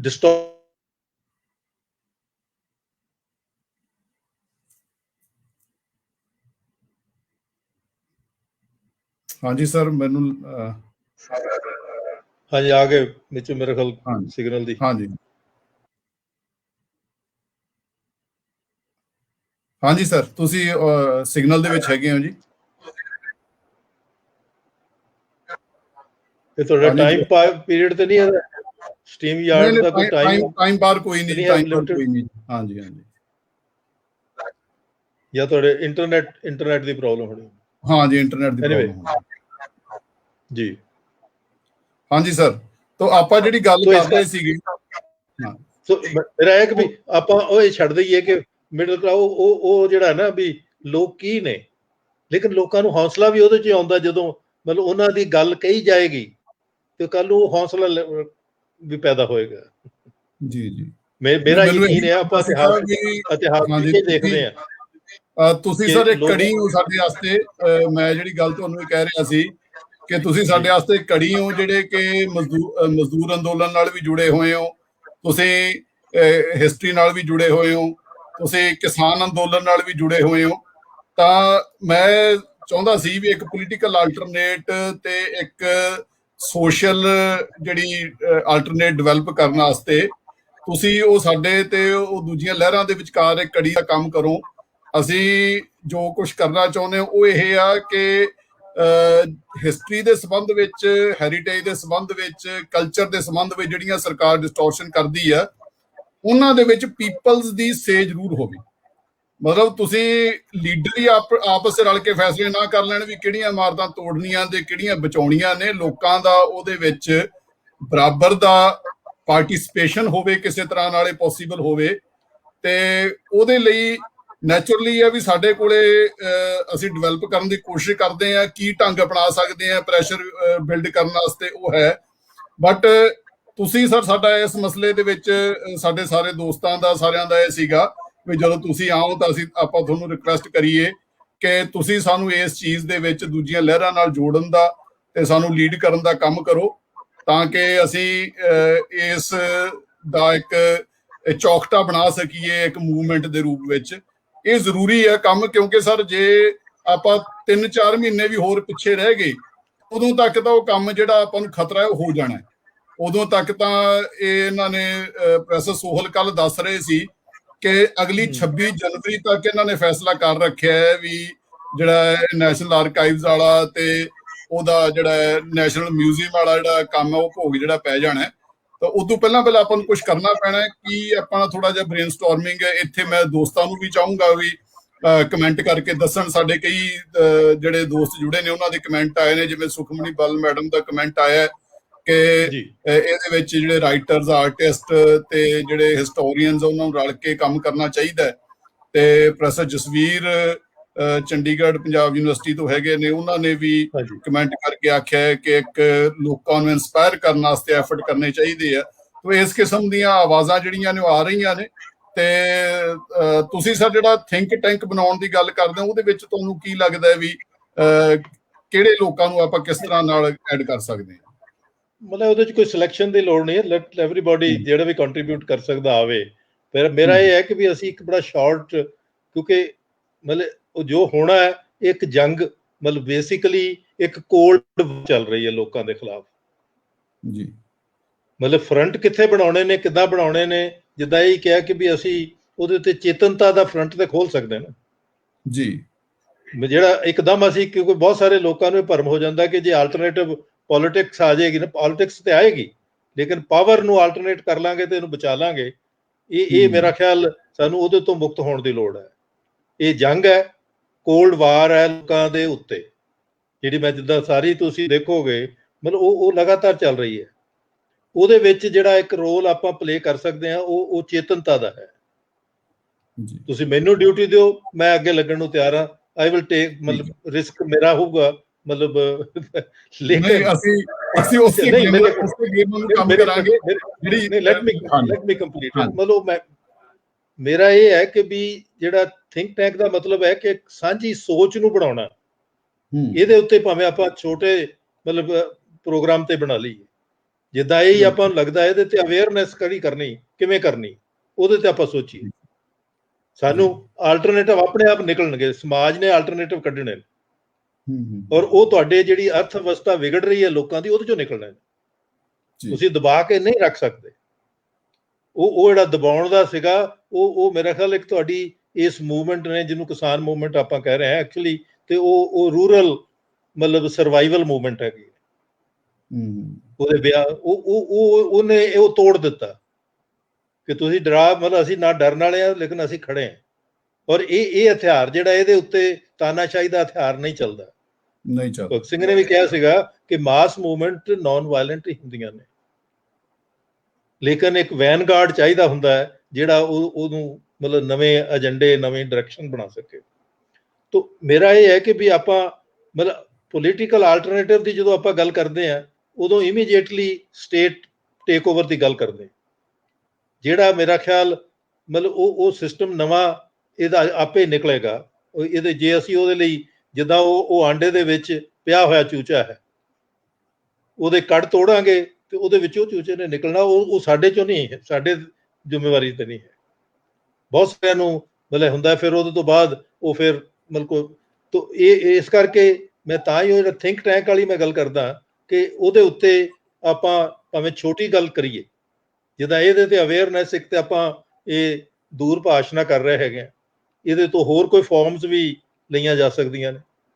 ਇੱਕ ਅਪੀਲ ਜ਼ਰੂਰ ਮਤਲਬ ਆਪਾਂ ਕਰ ਸਕਦੇ ਹਾਂ, ਮਤਲਬ ਬਾਕੀ ਜਿਹੜੇ ਆਰਟਿਸਟ ਨੇ ਉਹਨਾਂ ਨੂੰ ਅਵੇਅਰ ਕਰਕੇ ਕਿ ਭਾਈ ਇਹ ਤੁਹਾਡਾ ਸਾਰਾ ਜਿਹੜਾ ਮਤਲਬ ਵਿਰਸਾ ਹੈ ਜਾ ਰਿਹਾ ਹੈ। ਮਤਲਬ ਘੱਟੋ ਘੱਟ ਉਹ ਤੇ ਅਵੇਅਰ ਤੇ ਹੋਈ ਹੈ ਨਾ, ਵਿਰਸਾ ਹੋ ਰਿਹਾ, ਉਹਦੇ ਤੇ ਫਿਰ ਮਤਲਬ ਅਵੇਅਰਨੈਸ ਨੇ ਹੀ ਇਹਨੂੰ ਮਤਲਬ ਰੋਕਣਾ ਹੈ। ਜੀ ਬਿਲਕੁਲ, ਬਹੁਤ ਸੋਹਣੀ ਗੱਲ ਤੁਸੀਂ ਇਹਦੇ ਵਿੱਚ ਸਾਡੇ ਨਾਲ ਕੀਤੀ ਆ ਕਿ ਆਪਣਾ ਕੰਮ ਉਸ ਆਂਡੇ ਨੂੰ ਤੋੜਨਾ ਇੱਕ ਵਾਰੀ, ਜਿਹਦੇ ਵਿੱਚੋਂ ਚੂਚਾ ਨਿਕਲਣਾ, ਚੂਚਾ ਕਿਹੋ ਜਿਹਾ ਨਿਕਲਣਾ ਉਹ ਆਪਣੀ ਓਡੀ ਰਿਸਪੌਂਸਿਬਿਲਟੀ ਨਹੀਂ ਗੀ। ਤੇ ਅਸੀਂ ਤੁਹਾਨੂੰ ਇਹ ਬਿਲਕੁਲ ਅਸ਼ੋਰ ਕਰਦੇ ਹਾਂ ਕਿ ਤੁਸੀਂ ਜੇ ਸਾਡੀ ਅਗਵਾਈ ਕਰਦੇ ਆ ਤਾਂ ਉਹ ਬਿਲਕੁਲ ਉਸੇ ਗੇਮ ਵਾਂਗੂ ਹੋਊਗਾ ਵੀ ਹੂ ਇਜ਼ ਦਾ ਲੀਡਰ ਵਾਂਗੂ। ਬਿਲਕੁਲ ਅਸੀਂ ਕੋਸ਼ਿਸ਼ ਕਰਾਂਗੇ ਕਿ ਅਮਨਦੀਪ ਪਲੀਜ਼, ਮੈਂ ਕਲੈਕਟਿਵ ਲੀਡਰਸ਼ਿਪ ਦੀ ਗੱਲ ਕਰ ਰਿਹਾ, ਇੰਡੀਵਿਜੂਅਲ ਲੀਡਰਸ਼ਿਪ ਦੀ ਨਹੀਂ ਕਰ ਰਿਹਾ। ਨਹੀਂ ਬਿਲਕੁਲ ਮੈਂ ਇਹੀ ਕਹਿ ਰਿਹਾ ਜੀ, ਕਲੈਕਟਿਵ ਇਹ ਜਿਹੜਾ ਹੈ, ਜਦੋਂ ਬਹੁਤ ਭਾਰੂ ਟਾਈਮ ਸੀ ਗੁਰੂ ਗੋਬਿੰਦ ਸਿੰਘ ਜੀ ਦਾ, ਉਹਨਾਂ ਨੇ ਸਾਨੂੰ ਸਿਖਾਇਆ ਸੀ ਵੀ ਕਲੈਕਟਿਵ ਲੀਡਰਸ਼ਿਪ ਵੱਲ ਜਾਓ, ਇੱਕ ਦੂਜੇ ਵੱਲ ਨਾ ਦੇਖੀਏ ਕਿ ਕੌਣ ਆਣ ਕੇ ਲੀਡਰਸ਼ਿਪ ਕਰੂਗਾ। ਹਰ ਬੰਦੇ ਨੇ, ਹਰ ਬੰਦੇ ਵਿੱਚ ਲੀਡਰ ਹੈ, ਉਹ ਲੀਡਰ ਨੂੰ ਆਪਾਂ ਤਕੜਿਆ ਕਰਨਾ, ਉਹਦੇ ਚ ਆਪਾਂ ਜਿਹੜਾ ਰੋਲ ਪਲੇ ਕਰ ਸਕਦੇ। ਮੈਂ ਤਾਂ ਹੀ ਕਹਿੰਦਾ ਕਿ ਮੈਂ ਡਿਊਟੀ ਮੈਨੂੰ ਲੱਗੇ ਕਿ ਮੈਂ ਡਿਊਟੀ ਕਰਾਂਗਾ। ਸੋ ਲੈਟ ਆਪਾਂ ਨੂੰ ਆਪਣਾ ਨਰੇਸ਼ਨ ਥੋੜਾ ਬਦਲ। ਬਿਲਕੁਲ ਸਰ, ਮੈਂ ਮਾਫੀ ਚਾਹੁੰਦਾ ਜੀ, ਇਹ ਜਿਹੜਾ ਆਪਣਾ ਪੁਰਾਣਾ ਨਰੇਸ਼ਨ ਕਈ ਵਾਰੀ ਆ ਜਾਂਦਾ ਵਿੱਚ। ਤੇ ਗੱਲ ਇਹ ਆ ਵੀ ਸਰ ਕਿ ਤੁਹਾਡਾ ਜਿਹੜਾ ਕੱਦ ਹੈ ਉਹਦੇ ਹਿਸਾਬ ਨਾਲ ਤੁਹਾਡੀ ਡਿਊਟੀ ਹੋਊਗੀ, ਤੁਹਾਡੇ ਕੱਦ ਦੇ ਹਿਸਾਬ ਨਾਲ ਤੁਹਾਡੀ ਡਿਊਟੀ ਹੋਊਗੀ। ਤੇ ਜਿਹੜੇ ਮੇਰਾ ਕੱਦ ਤੁਹਾਡੇ ਸਾਰਿਆਂ ਜਿੰਨਾ ਹੀ ਹੈ, ਲੇਕਿਨ ਇਹ ਹੈ ਕਿ ਵੀ ਮੇਰੇ ਤੇ ਬਹੁਤ ਜ਼ਿਆਦਾ, ਕਿਉਂਕਿ ਮੈਂ ਪੂਰਾ ਬੋਝ ਢੋ ਰਿਹਾ ਹਿਸਟਰੀ ਦਾ, ਕਿਉਂਕਿ ਮਤਲਬ ਮੈਂ ਲਿਵ ਕਰ ਰਿਹਾ ਮਤਲਬ, ਔਰ ਉਹ ਬੋਝ ਜਿਹੜਾ ਹੈ ਮਤਲਬ ਉਹ ਤੁਹਾਡੇ ਵਾਸਤੇ ਢੋ ਰਿਹਾ। ਹਾਂਜੀ, ਤਾਂ ਕਿ ਜਿਹੜੇ ਮਿਸਿੰਗ ਲਿੰਕ ਨੇ ਉਹਨਾਂ ਨੂੰ ਖੜਾ ਕੀਤਾ ਜਾ ਸਕੇ। ਜਦੋਂ ਮੈਨੂੰ ਸਭ ਤੋਂ ਇੰਟਰਸਟਿੰਗ ਗੱਲ ਇਹ ਲੱਗੀ ਕਿ ਸਾਜੀਤ ਸਿੰਘ ਆਪਣੀ ਮੈਂ ਪਹਿਲੀ ਕਈ ਵਾਰੀ ਟਰਾਂਸਲੇਟ ਕੀਤੀ, ਲੇਕਿਨ ਐਤਕੀ ਪਹਿਲੀ ਵਾਰੀ ਪੜ੍ਹਿਆ ਧਿਆਨ ਨਾਲ। ਕਹਿੰਦੇ ਮੇਰੇ ਪਿਤਾ ਨੇ ਬੋਸਤਾਂ ਤੇ ਗੁਲਸਤਾਂ ਮੈਨੂੰ 8ਵੀਂ ਦੇ ਸਟੂਡੈਂਟ ਹੁੰਦੇ ਪੜ੍ਹਾਤੀਆਂ ਸੀ। ਮੈਨੂੰ ਲੱਗਾ ਕਿ ਵੀ ਉਹ ਜਿਹੜਾ ਤੁਹਾਡਾ ਮਾਨਸਿਕ ਕਰੈਕਟਰ ਬਣਿਆ ਬੋਸਤਾਂ ਤੇ ਗੁਲਸਤਾਂ ਦਾ, ਔਰ ਉਸ ਪੀਰੀਅਡ 'ਚ ਤੁਹਾਨੂੰ ਬਹੁਤ ਲੋਕ ਮਿਲਣਗੇ ਜਿਨ੍ਹਾਂ ਨੇ ਉਹ ਜਿਹੜਾ ਹੈ, ਔਰ ਉਹਦੇ 'ਚ ਹਿਊਮਨਿਜ਼ਮ ਇੰਨੀ ਰਿਚ ਹੈ। ਤੋ ਮੈਨੂੰ ਲੱਗਦਾ ਕਿ ਆਪਾਂ ਇੱਕ ਤੇ ਆਲਟਰਨੇਟਿਵ ਮਤਲਬ ਬੱਚਿਆਂ ਵਾਸਤੇ ਮਤਲਬ ਇਹ ਜਿਹੜਾ ਹੈਗਾ ਇੱਕ ਆਲਟਰਨੇਟਿਵ ਸਿਲੇਬਸ ਖੜਾ ਕਰੀਏ ਕਿ ਬੱਚਿਆਂ ਨੂੰ ਕੀ ਪੜ੍ਹਨਾ ਚਾਹੀਦਾ ਜੀ। ਉਹਨਾਂ ਨੂੰ ਮਤਲਬ ਕਿਉਂ ਨਾ ਖਲੀਲ ਜਿਬਰਾਨ ਵੀ ਪੜ੍ਹ ਲੈਣ, ਉਹਦਾ ਪ੍ਰੋਫਿਟ ਵੀ ਪੜ੍ਹ ਲੈਣ, ਜਿੱਥੇ ਉਹ ਸਾਡਾ ਆਪਣਾ ਮਤਲਬ ਪੜ੍ਹਨਗੇ, ਜਿੱਥੇ ਉੱਥੇ ਮਤਲਬ ਸਾਡੀ ਆਪਣੀ ਹੈਰੀਟੇਜ ਦੇ ਨਾਲ ਉਹ ਜਿਹੜਾ ਇੰਟਰਮਿਕਸਿੰਗ ਹੈਗੀ ਹੈ। ਤਾਂ ਮੇਰਾ ਇਹ ਕਿ ਵੀ ਜਿਹੜਾ, ਤਾਂ ਹੀ ਮੈਂ ਕਹਿੰਦਾ ਜਿਹੜਾ ਪੂਰਨ ਇਨਸਾਨ ਬਣਨ ਦਾ ਮਤਲਬ ਫਾਰਮੂਲਾ ਹੈ, ਪੂਰਨ ਵਿਅਕਤੀ। ਸਾਜੀਤ ਸਿੰਘ ਵੀ ਆਖਰੀ ਆਪਣੇ ਬਿਆਨ 'ਚ ਕਹਿੰਦੇ ਨੇ ਕਿ ਨੌਜਵਾਨੋ ਪੂਰਨ ਵਿਅਕਤੀ ਬਣੋ ਜੀ। ਬਾਬਾ ਭਗਨਾ ਕਹਿੰਦੇ ਨੇ ਕਿ ਵੀ ਮੇਰਾ ਜਰਨੈਲ ਕਰਤਾਰ ਸਿੰਘ ਪੂਰਨ ਵਿਅਕਤੀ ਸੀ, ਉਹ ਪੂਰਨ ਵਿਅਕਤੀ ਦੀ ਪ੍ਰਕਿਰਿਆ ਇਹ ਅੱਗੇ ਬੀਜਣ ਦੀ ਲੋੜ ਹੈ। ਜਿਹੜੀ ਜਿਹਨੂੰ ਮੈਂ ਕਹਿੰਦਾ ਕਿ ਐਜੂਕੇਸ਼ਨਲ ਮਤਲਬ ਇੱਕ ਵੀ ਮਤਲਬ ਆਪਾਂ ਮਤਲਬ ਬੱਚਿਆਂ ਵੱਲ ਨੂੰ ਕਿਉਂ ਨਾ ਤੁਰੀਏ ਆਪਾਂ, ਮਤਲਬ ਉਹਨਾਂ ਲੋਕਾਂ ਵੱਲ ਜਿਹੜੇ ਅੱਜ ਜਿਨ੍ਹਾਂ ਵਾਸਤੇ ਭਵਿੱਖ ਜ਼ਿਆਦਾ ਚੈਲੰਜਿੰਗ ਹੈ, ਉਹਨਾਂ ਨੂੰ ਘੱਟੋ ਘੱਟ ਤਿਆਰ ਕਰੀਏ ਉਹਦੇ ਲਈ। ਕਿਉਂਕਿ ਫਿਰ ਇੱਕ ਮੀਟਿੰਗ ਪੁਆਇੰਟ ਹੋਏਗਾ ਜਿੱਥੇ ਤੁਹਾਡੇ ਉਹ ਲੋਕ ਜਿਹੜੇ ਇੱਕ ਵੈਲਿਊਜ਼, ਔਰ ਇਹ ਸਮਾਜ 'ਚ ਏਦਾਂ ਹੀ ਹੋਇਆ, ਸਮਾਜ ਵਿੱਚ ਮੁੜ ਕੇ ਫਿਲਟਰਡ ਸਾਡੇ ਕੋਲ ਰਹਿ ਜਾਂਦੇ ਨੇ, ਲੇਕਿਨ ਸਮਾਜ ਨਵੀਆਂ ਮਤਲਬ ਕਰੈਕਟਰ ਖੜਾ ਕਰਦਾ ਹੈ। ਤਾਂ ਮੇਰੀ ਅਪੀਲ ਹੈ ਕਿ ਵੀ ਆਪਾਂ ਉਹਦੇ ਤੇ ਵੀ ਨਾਲ ਸੋਚੀਏ। ਇੱਕ ਬੰਨੇ ਤੇ ਹੈ ਕਿ ਇਹ ਇਮੀਡੀਏਟ ਥ੍ਰੈਟ ਹੈ, ਵਾਰ ਹੈ, ਮਤਲਬ ਮੈਂ ਕਹਿੰਦਾ ਕਿ ਇਹਨੂੰ ਕੋਲਡ ਵਾਰ ਲਈਏ ਆਪਾਂ, ਮਤਲਬ ਕਿਉਂਕਿ ਉਹ ਹਰ ਤਰ੍ਹਾਂ ਦੇ ਹੱਕਾਂ ਦੇ ਉੱਤੇ ਹਮਲਾ ਜਿਹੜਾ ਹੈਗਾ ਉਹ ਇੱਕ ਕੋਲਡ ਵਾਰ ਹੈਗੀ ਹੈ। ਮਤਲਬ ਉਹਦੇ ਵਿੱਚ ਜਿਹੜੇ ਤੁਹਾਡੇ ਸਕੂਲ ਵਾਲੇ, ਕਿਉਂਕਿ ਅਸੀਂ ਹਮੇਸ਼ਾ ਜਾਂ ਤੇ ਕਾਲਜਾਂ ਦੇ ਬੱਚਿਆਂ ਨੂੰ ਐਡਰੈਸ ਕਰਦੇ ਰਹੇ, ਅਸੀਂ ਸਕੂਲ ਵਾਲੇ ਬੱਚਿਆਂ ਨੂੰ ਨਹੀਂ ਕੀਤਾ। ਉਹਦੇ ਵਾਸਤੇ ਮੈਂ ਤਾਂ ਹੀ ਕਹਿੰਦਾ ਕਿ ਐਜੂਕੇਸ਼ਨ ਪਿੰਡ ਵਿੱਚ ਇੱਕ ਮੁੰਡਾ ਜਿਹੜਾ ਪਿੰਡ 'ਚ ਅੱਜ ਫਸਿਆ ਹੋਇਆ, ਅਗਰ ਉਹਦੇ ਕੋਲ ਜੌਬ ਨਹੀਂ ਹੈ ਤੇ ਉਹ ਇਹ ਜੌਬ ਲੈ ਲੈ ਕਿ ਮੈਂ ਮਤਲਬ ਨਿਆਣੇ ਵਿਗਾੜ ਦੇਣੇ ਨੇ ਸਾਰੇ, ਚੰਗੀ ਤਰ੍ਹਾਂ ਪੜ੍ਹਾ ਕੇ ਔਰ ਆਪਣਾ ਬਦਲਾ ਕੱਢ ਲੈ। ਸਰ ਮੈਂ ਆਪਣੇ ਫਰੰਟ ਦੇ ਬਿਹਾਫ ਤੇ ਜਿੰਨੇ ਵੀ ਸਾਡੇ ਨਾਲ ਅੱਜ ਦੋਸਤ ਜੁੜੇ ਨੇ, ਸਾਰਿਆਂ ਨੂੰ ਤੁਹਾਡੀ ਜਿਹੜੀ ਭਾਸ਼ਾ ਦੇ ਵਿੱਚ ਇੱਕ ਰਿਕੁਐਸਟ ਕਰਨਾ ਚਾਹੁੰਦਾ ਕਿ ਜੋ ਵੀ ਜਿੰਨਾ ਵੀ ਭਾਰ ਚੱਕ ਸਕਦਾ ਹੈ ਉਹ ਚੱਕੇ, ਤਾਂ ਕਿ ਆਪਾਂ ਇਸ ਲਹਿਰ ਦੇ ਵਿੱਚ ਅੱਗੇ ਵੱਧ ਸਕੀਏ। ਆਪਣੇ ਜਿਹੜੇ ਕੋਈ ਫਰੈਂਡਸ ਨੇ ਜਿਹੜੇ ਤੁਹਾਨੂੰ ਲੱਗਦਾ ਹੈ ਕਿ ਇਸ ਪਾਸੇ ਕੁਝ ਕੰਟਰੀਬਿਊਟ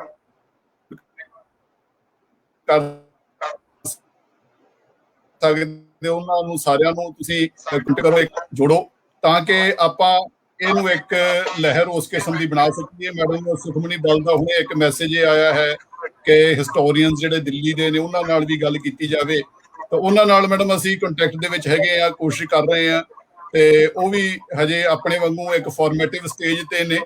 ਤੇ ਜਿਵੇਂ ਆਪਾਂ ਆਨਲਾਈਨ ਹੋ ਕੇ ਡਿਸਕਸ ਕਰ ਰਹੇ ਹਾਂ, ਹਜੇ ਉਸ ਸਟੇਜ ਤੇ ਨਹੀਂ, ਆਪਾਂ ਥੋੜਾ ਜਿਹਾ ਇੱਕ ਕਦਮ ਅੱਗੇ ਆ ਇਸ ਵੇਲੇ, ਤੇ ਆਪਾਂ ਛੇਤੀ ਹੀ ਜ਼ੂਮ ਮੀਟਿੰਗ ਕਰਕੇ ਜਿੰਨੇ ਵੀ ਆਪਣੇ ਗਰੁੱਪ ਦੇ ਹੋਰ ਲੋਕ ਨੇ ਸਾਰੇ ਵੱਧ ਵੱਡੀ ਗੈਦਰਿੰਗ ਦੇ ਨਾਲ ਵੀ ਗੱਲਬਾਤ ਕਰਾਂਗੇ।